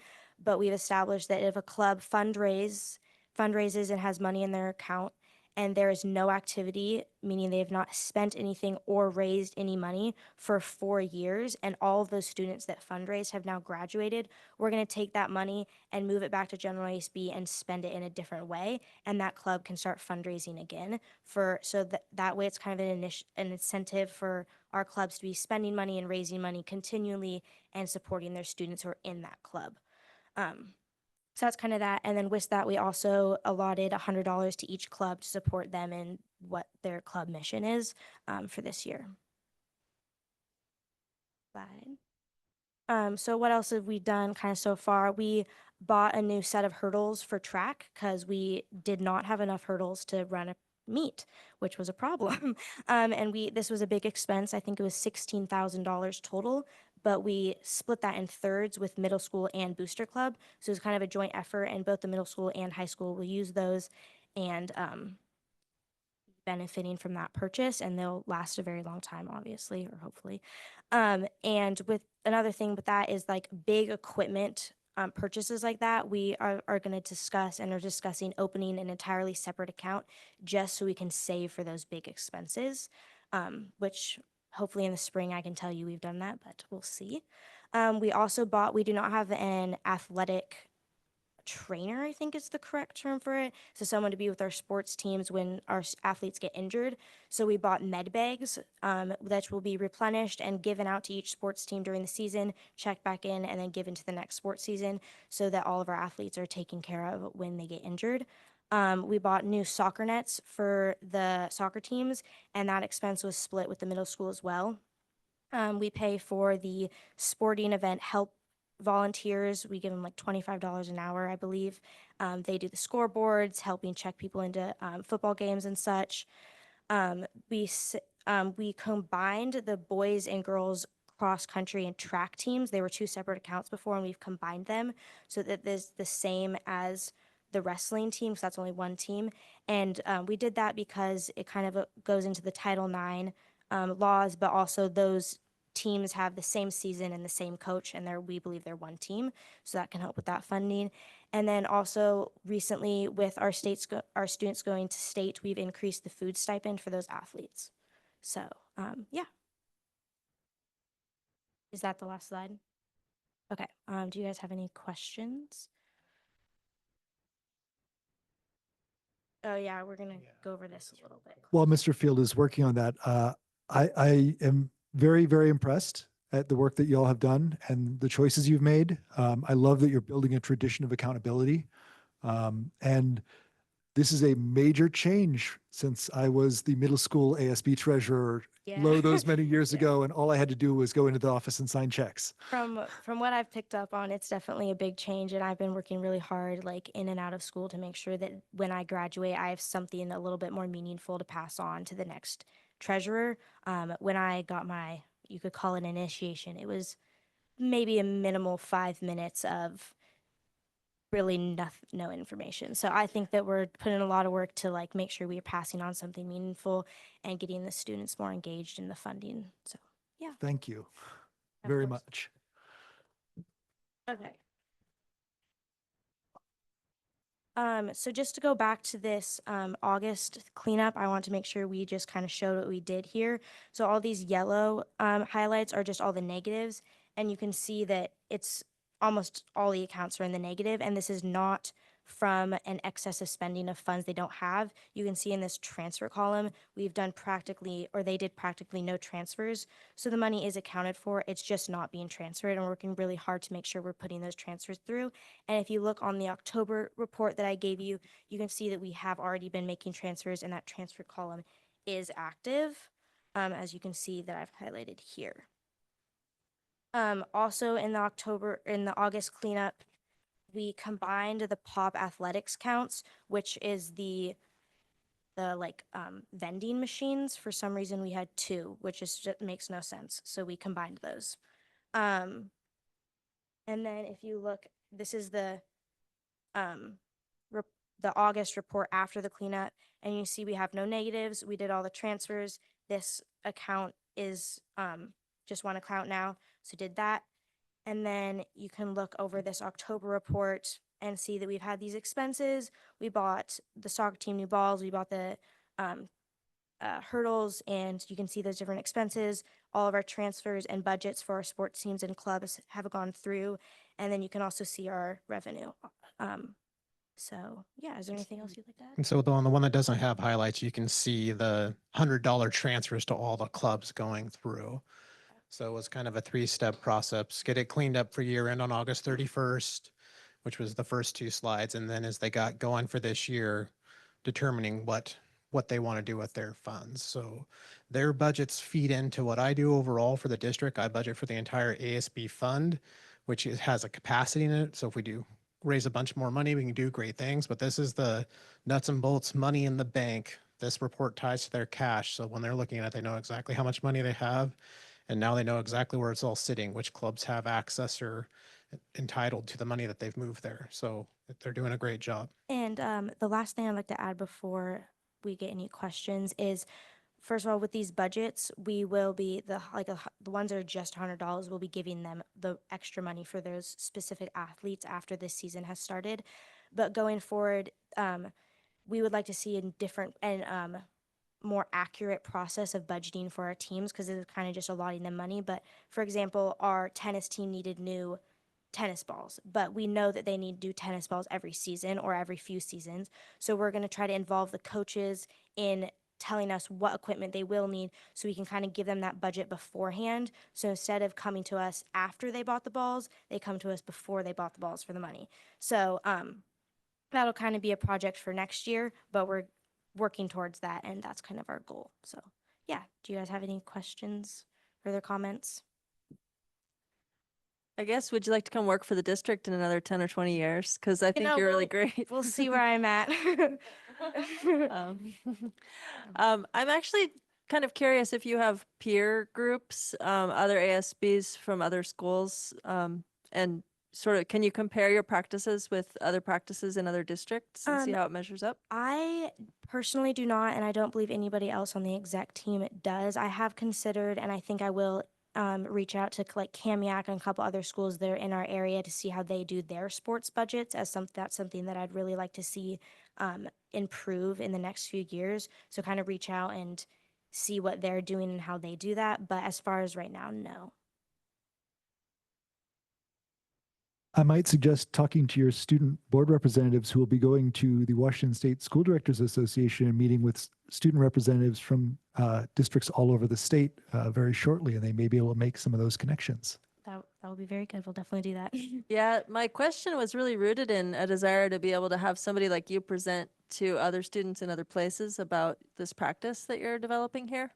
And just the opportunity to learn from one another has been one of the advantages for us as board members going to conferences, and for our student board representatives. And now I'm thinking it should be an opportunity for our ASB exec board too. So I'm just so impressed. Thank you for the report and the work. Yeah, of course. Thank you. It's been a good experience. I've definitely learned a lot about just budgeting in general and the function of our school. So it's been great. Thank you. Just want to take the opportunity to thank Mr. Field too. He made a promise during his interview that he would work with students, and he has certainly done it. I do have one question. Mr. Field, are you doing all of those keystrokes to make all of those transfers that Elsa is directing? Yeah, it was pretty heavy lift in October. They came in a lot. And it was good though. I mean, they made the plan, and that is it's work. It's good though. I'm happy to do it and turn it around so they can make it for their meeting. But yeah. Thank you. Thank you very much. At this time, we will suspend the business meeting and move into our workshop format. This is the format where we do welcome and encourage engagement with community members who are here or online. If you are here and you'd like to join in the discussion, comment, please just raise your hand and we'll get you up to the mic here. When you do come up for the first time, please note your name and what part of the community you're from. If you are on our Zoom call and you would like to make a comment, please use the Q&A function and first put in your name and where you are. and then type up your comment. And please, when you're typing up your comment, make it a complete comment, not just I agree with that, because by the time we read I agree with that, we'll probably be 2 or 3 ideas down the road, just because it's hard to keep live and online going at the same time. Okay, with that in mind, we will be moving on to our first item for the workshop, which is the Port of South Whitby is back here with their proposal to discuss and for us to discuss amongst ourselves with your input. We'll get you access to the mic if you'd like to start us off.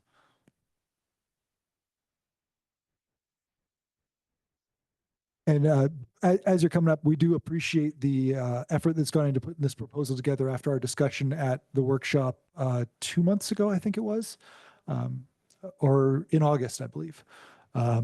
So very much appreciate the Testing. work that's gone into this. Thank you. Well, the meeting that we all attended 2 months ago, I don't know.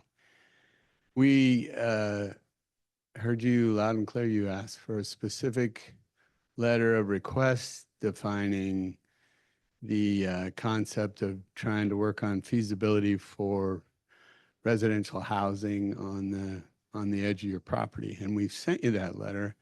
And I would assume that you've all, oh, and there it is. Yeah. Probably had a chance to look it over.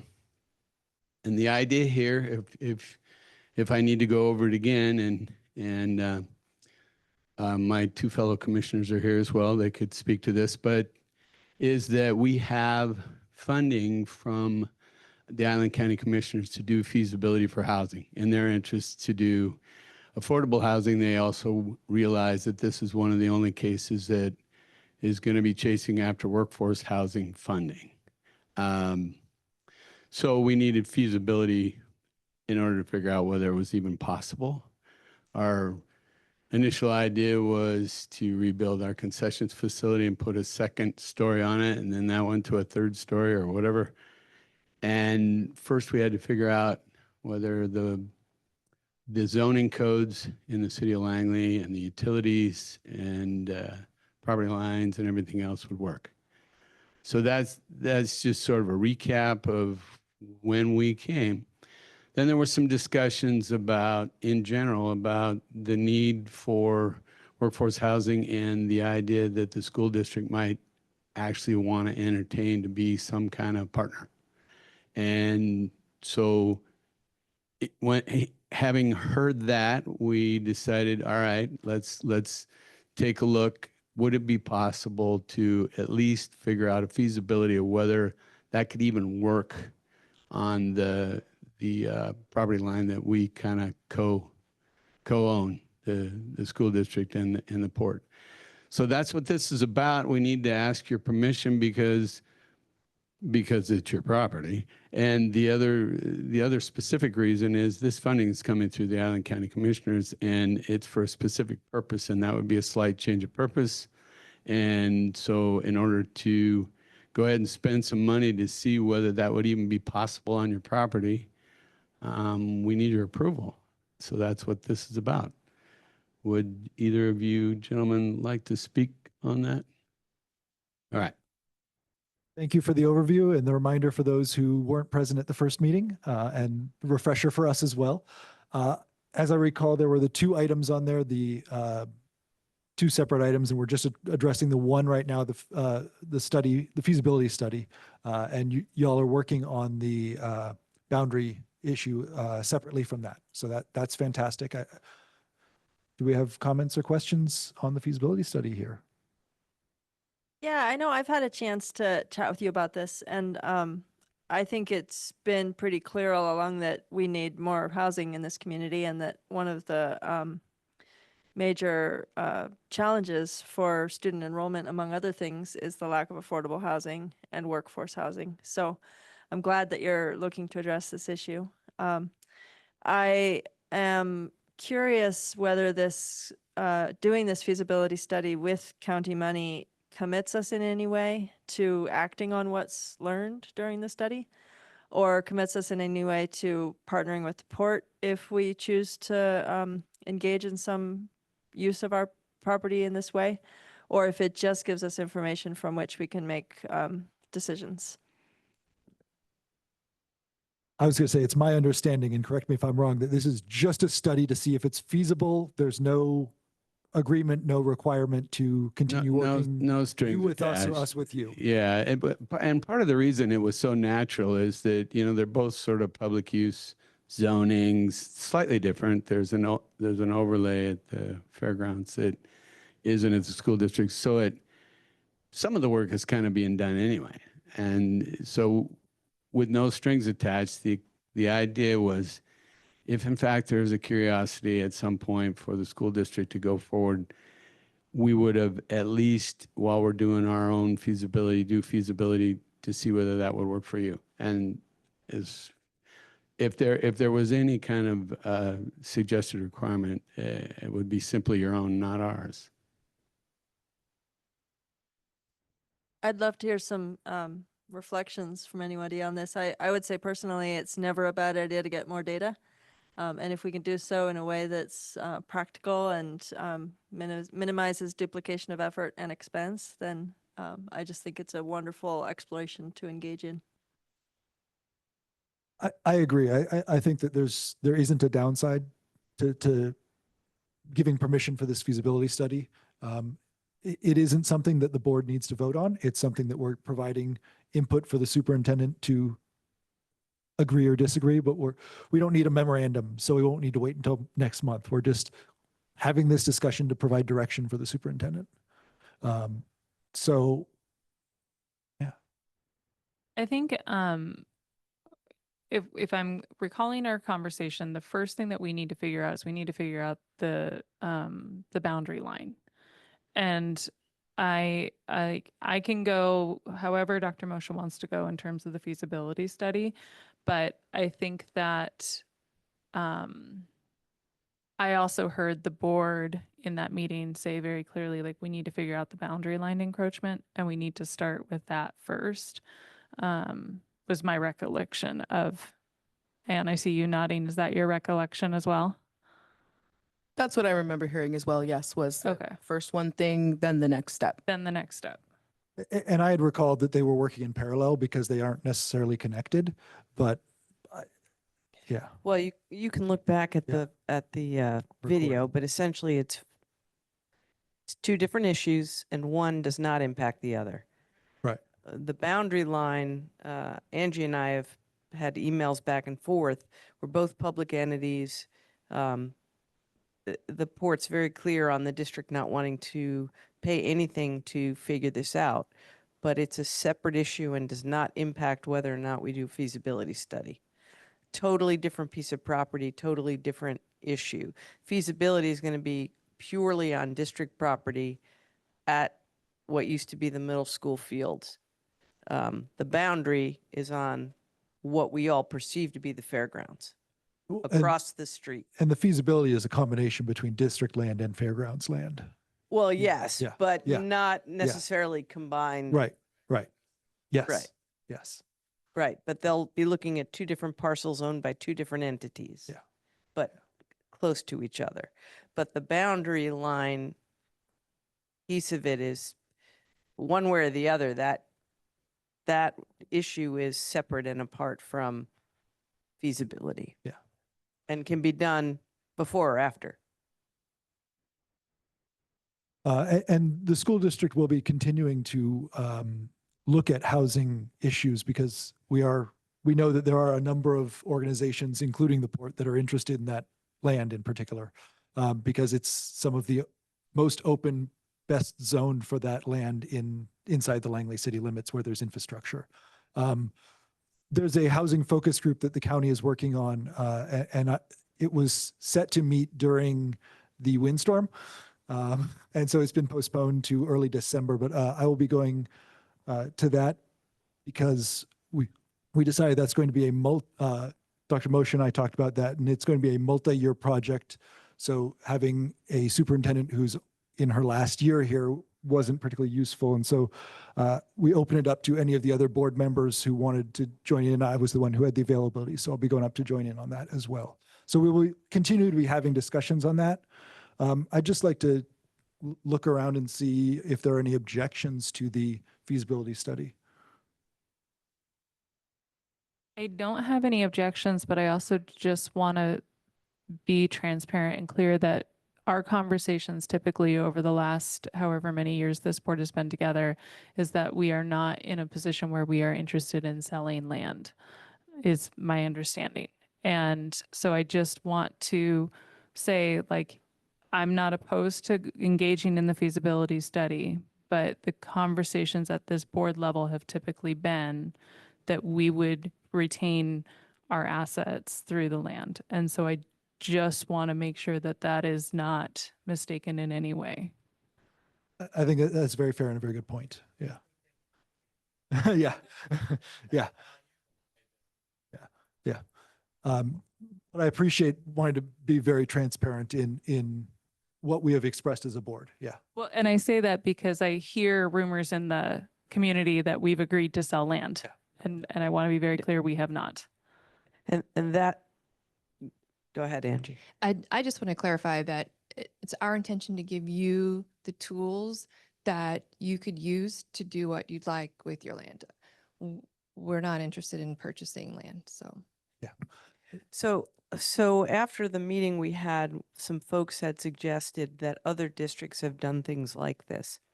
So I did check in particular, the Edmonds School District. They, and I think this is sort of the word that got in the way. There was a comment made of the district could quote unquote surplus land. Well, that to me meant give up. Doesn't mean give up. It means that you have land that is unused that you could use for other purposes. So when we engaged at the community center, the board engaged in a process to indicate that that land was surplus land. You still own it, you still pay all the taxes on it, but you don't need it for student use. Doesn't mean you can't take it back. So that was a learning opportunity for me regarding the ability of a district to say this is surplus, therefore we can use it for a different purpose. So that might be what people got stuck on, the idea of surplusing. Doesn't mean sell. So interestingly enough, we have already surplus that land. That particular, we did for a purpose, right? For the community center. So, yes. Yeah. But that was an action the board took years ago now. Yeah. Thank you for that clarification as well. That is an important distinction to know, that it's not an additional process to give away land. It's just a designation for land that is not being used by students. Yeah. Thank you. Dr. Moshe, do you feel like you have what you need to go on this item? Hearing no objections, I think I will let Angie know that they can continue with the feasibility study. If they need something from the district saying to the county, this is okay with us, I can put that in process. Okay. Do y'all have what you need? Okay, I'm seeing nods. No, there's no vote. This is an item that the superintendent can act on in her role. So there's no vote by the board. We've provided direction. Yeah. The question was, does there need to be a motion? And that was the answer. Okay, so we are set with the Port of South Whitby workshop item. We'll move on to our school improvement plans, program development and resources. Actually, policy update, sorry. 2005, which is policy around school improvement plans. This is generally part of our attempt to clean up language. Director Downs, if you have anything in particular to add on this one. I brought this one up because there is, trying to remember which one it is on this. I think that this is just a he or she on this one. My board docs doesn't have it attached. Oh, interesting. It's attached on mine. What's that? Oh, it's a link. I don't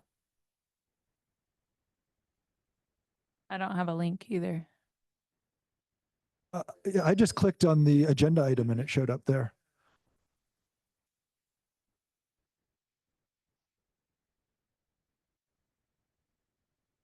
That one I get, but Up under workshop. oh, there we go. Yes. Sorry. I'm just in the wrong part of the agenda. There we go. Oh, so this one is actually not a pronoun one. This is parents. It says parents in one place and right above the list, and in point E it says parent. So it's just parent/guardian, Okay. just to be more inclusive to those who might be other family members or have another relationship with a student in the district. And Christy, there's one in letter E as well. Yeah. I looked over this as I was suggesting it and didn't see anything that I particularly felt needed to be updated. It is an opportunity to do so if we feel a need to. I didn't see anything that was out of line with what we were doing now.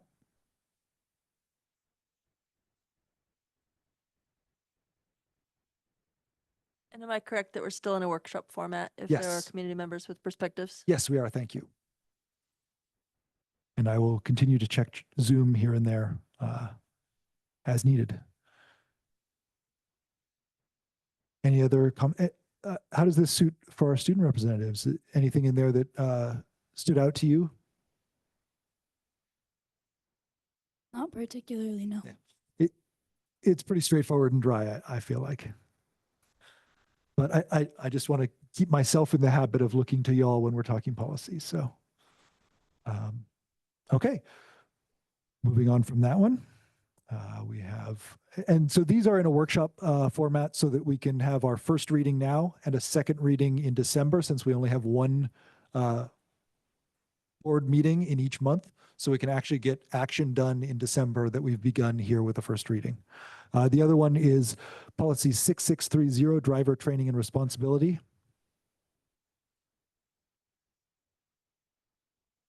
This is one in A, continuing compliance, says he or she.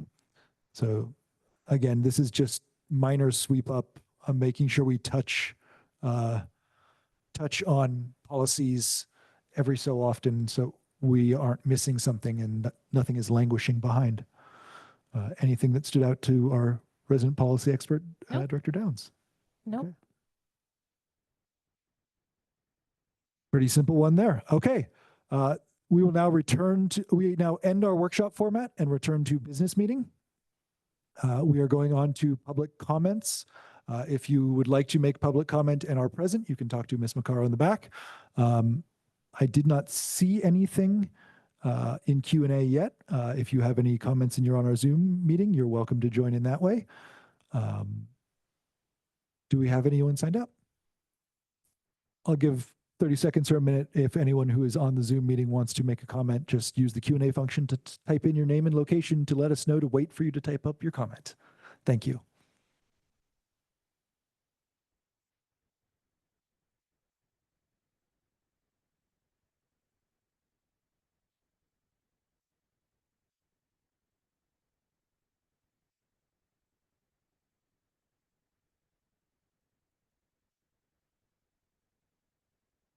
Okay, we will end the public comment period and move on to new business. The first item on our agenda for new business is Memorandum 2425-08, approval of the 2425 School Improvement Plan, SIPS. Dr. Moshe, do you have anything to note on this one? The board heard about our school improvement plans in depth from our principals at the last meeting. This is the formal process of acceptance of those improvement plans. And I believe they are, the board enjoyed hearing all of the detail, and they certainly comply with the board's goals for the year. So I'm recommending that the board consider approving them.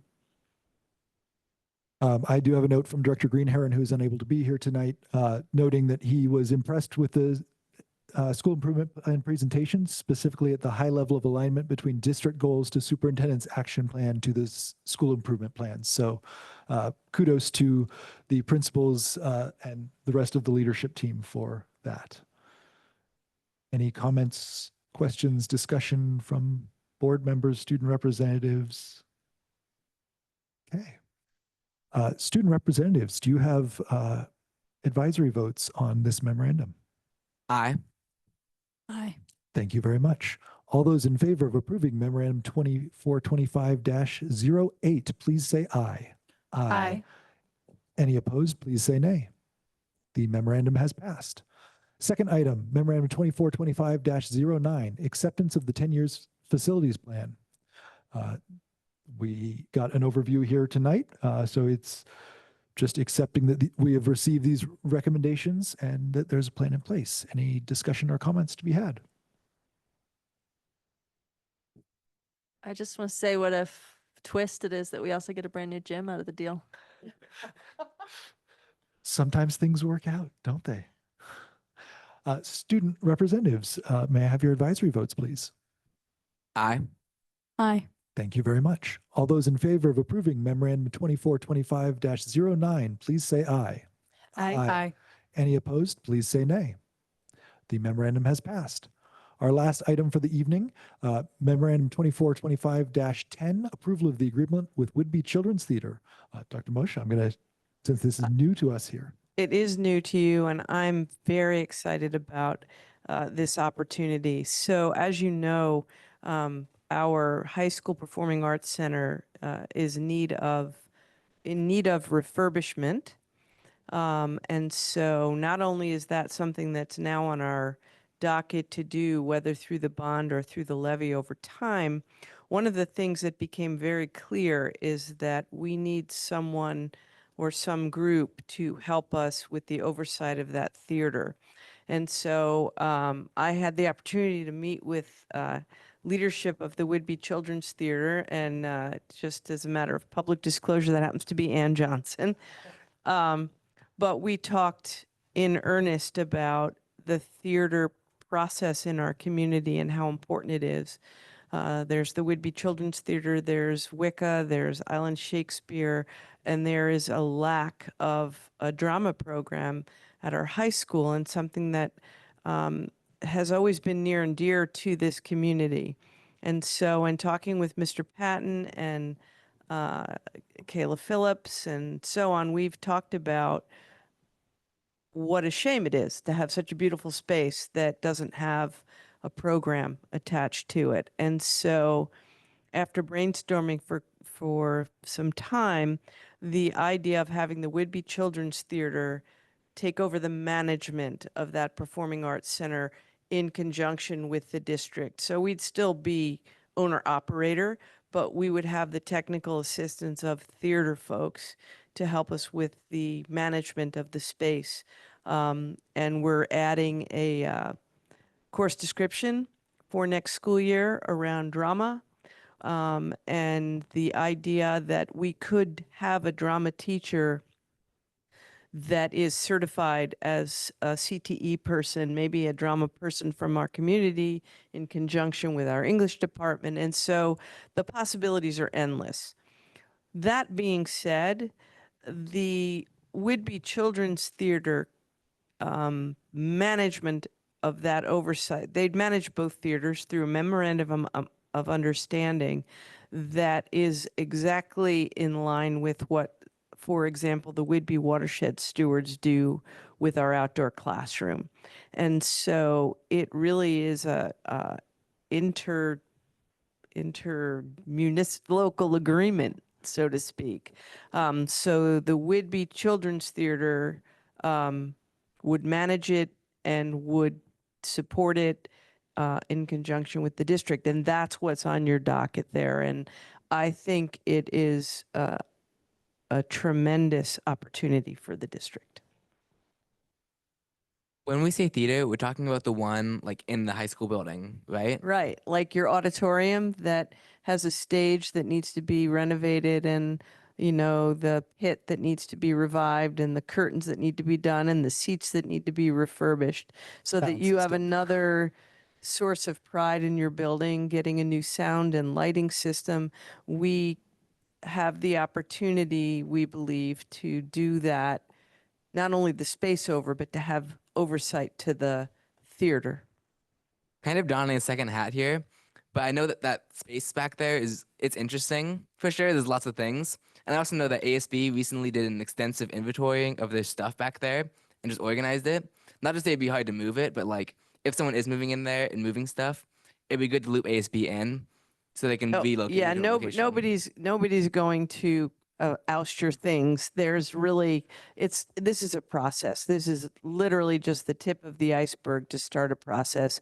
And yeah, between Mr. Patton and Mrs. Phillips and Ann Johnson, and Christy, who is the lease person, we have folks using that theater. And I know there was a meeting today, for example, to talk about the Nutcracker and the use of the theater during the Nutcracker season, and it always falls to the principal, like to run around and figure out, where the toilet paper is, and if the lights don't work, who's going to get them repaired, and who's going to be there on the weekend, and all of the things that a theater manager would do. And so that's what we're going to gain through this agreement with the Children's Theater. And not only that, we gain the opportunity for our students to be in between the Whidbey Children's Theater and then moving into perhaps drama programs at the 612 building, and then eventually being able to learn and grow through the use of theater, not as opposed to, but in conjunction with all of the other opportunities that students have. We spend a lot of time talking about our athletes and our stadium and our grandstands and all of the things that we're doing in that regard. And it was not lost on me to talk about students who have other interests that may not include athletics. So this is an opportunity being handed to us that I hope the board will allow us to seize. I am very excited for this as a drama nerd myself, and I'm so glad that we have the expertise of Whidbey Children's Theater, knowing how to educate youth through theater and enrich their lives through theater and run a theater. To bring that into the school district, I think is a natural fit, and I'm so very glad that we have the opportunity to make that connection. Just for full transparency, I'm going to stay firmly in my board role this evening, so I will be abstaining from the vote. But I'm easy to find. So if you would like to talk to me about any other capacities, but this evening, just for full transparency and to rename what Joe said, this evening, I will be in my board role. I just want to pinpoint something you mentioned, Dr. Moshe, which is pride of place related to that building. I think theater is a really important way of connecting people to society and to inter and intrapersonal skills and to life skills that go beyond the stage. But I also remember being a high school student and thinking of that as the brand new auditorium and how exciting and beautiful and special it was. And I still think of it as the brand new auditorium. And I walk in a couple times a year. Maybe I walk in for the Nutcracker. Maybe I walk in for some kind of a community performance. A few years ago, I went in there for my daughter's SWA graduation. But otherwise, I walk in and it's usually empty. And I think, I wonder why we aren't using the new auditorium more. So I'm glad it's ready for refurbishment. And I'm also really glad that it might have an opportunity to have some infusion of love and energy. And that would be another thing, correct me if I'm wrong, Dr. Moshe, but that is available to us because the community approved our levies, our capital improvements levy. That's correct. And it's also something that we are talking about through the bond work as a possibility as well, and doing it in stages. But we will hear more about how we're going to refurbish it at a later date. This is really, once again, just building capacity for that process. Any other comments, questions, discussion? Student representatives, your advisor votes, please. Aye. Aye. Thank you very much. All those in favor of approving memorandum 2425-10, please say aye. Aye. Aye. Any opposed, please say nay. The memorandum has passed. That is the conclusion of our new business, our actions for this evening. We move on to our reports section and directly to our enrollment report with Mr. Field. So I only have enrollment this month because the meeting's early and we only have one. So we'll do enrollment. We'll get caught up on financials in December. So next slide, please. Overall, we're holding those students that came to us in September are still hanging around in November. So this is our November count here, 43 over budget. And then up everywhere with the exception of up everywhere over budget with the exception of TK, which we're slightly under at the moment. This is just the total FTE over time. We're the green line, so we're slightly over the red line, which is 23-24, showing that increase from prior years, which is new territory. We've historically been going downward. Next slide, please. This is just by a month over month comparison. Same information, just shown in a different light, and you can kind of see the grade bands in this picture of where we're gaining kids and where they're hanging out. So. Next slide, please. So this is the same year, but the grade month over month, showing where the kids are by grade level. Again, this is all the same historical information, just different slices of the same apple. The big news is that we're hanging on to those initial students that we had at the beginning of the year in September. Next slide, please. And this is what I mean. This is the single fiscal year 24-25 by grade, what the count is. So everyone's holding steady month over month, a little fluctuation in grade 10. But for the most part, each grade is holding their kids. Next slide, please. And then this is just that historical FTE over time. And we kind of have that slight little tick up where that red dot is this year. So pretty brief this evening. Not everything's just kind of holding as we have seen, and it's overall it's good news. Mr. Field and Dr. Moshe, if TK is under where you were projected, would it be safe to assume that the district would accept out of district transfers for TK? Actually, Mrs. Richards is working on a wait list. Nice. So there may be opportunity, but we do have a wait list. Awesome. So yeah.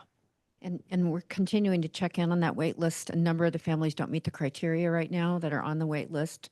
So that's part of the conversation we're engaged in right now as well. Thank you very much. I love to see that trend at least holding off for the moment. That's fantastic to see. And I like seeing that it's scattered around the grade bands. So it's not like there's one class of students that's gotten more students. It's good to see it across the breadth, I think. Thank you very much. Any other comments or questions?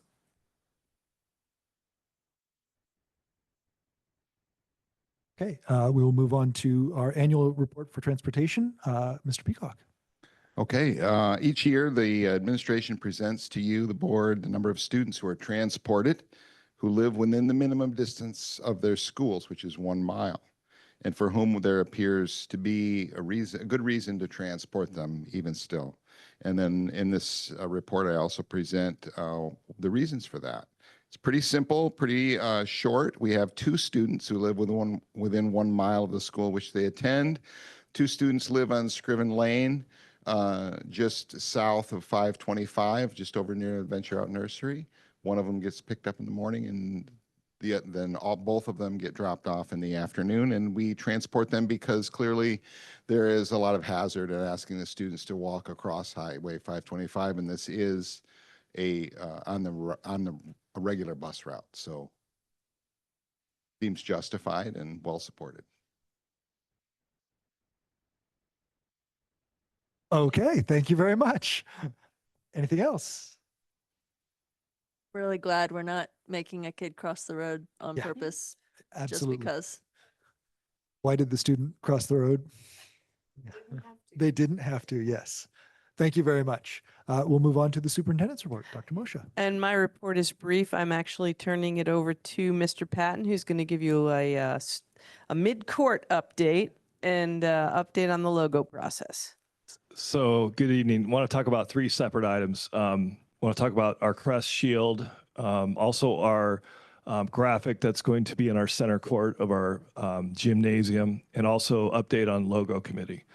So in conjunction with our logo committee, we all want to keep our shield.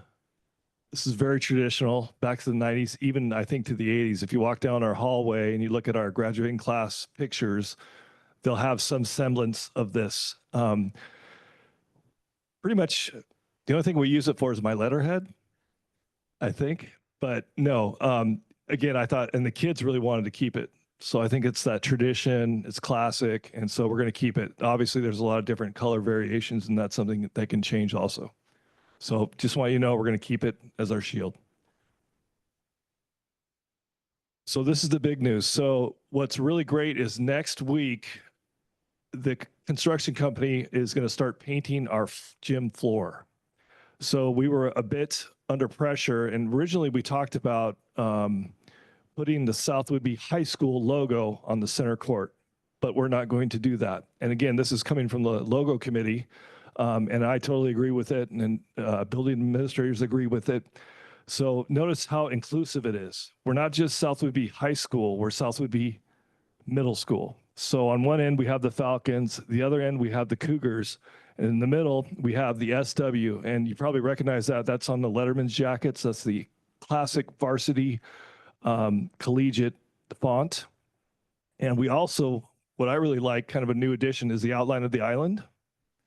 And if you see the star down below, that is GPS accurate. We measured it. That is actually our 612 building.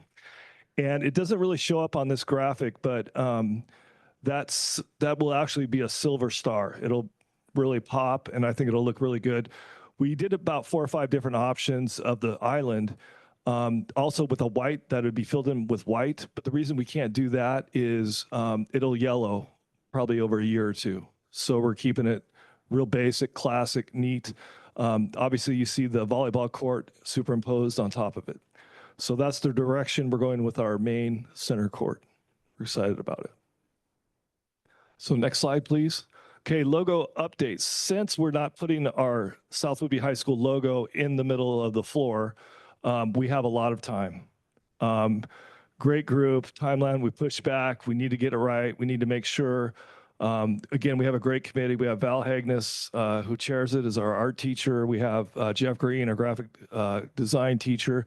And Kimmy Johnson was actually the person that did the slide before. She was a graphic artist before becoming the ASB secretary. So she's been really involved in doing a lot of work too. So it's pushed back. Our next meeting is tomorrow.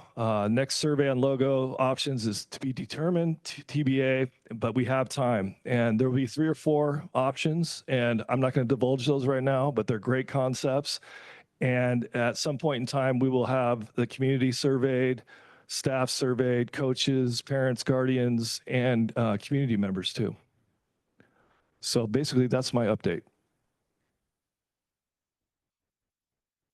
I love the look of that court. I think that looks gorgeous. Sorry, I know it's late. I just have to go. So as high school principal, my 25th year here, I've been waiting for a new auditorium, new field, new gym, new siding, new roof, and finally we're getting it. It's like Christmas to me. I'm sorry.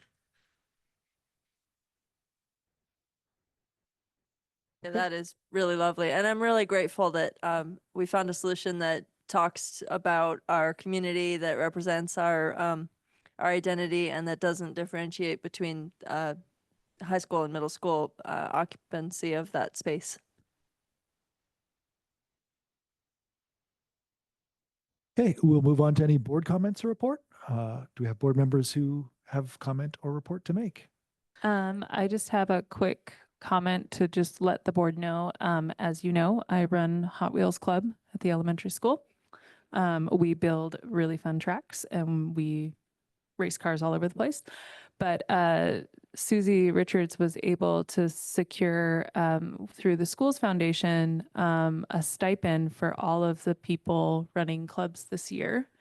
And I just wanted to be fully transparent that I will not be accepting the stipend. And so it's actually one of the policies we had to pull up, and we found some language we have to adjust in it when Christy and I went through it, because apparently I need like a waiver thing that says I'm not taking it.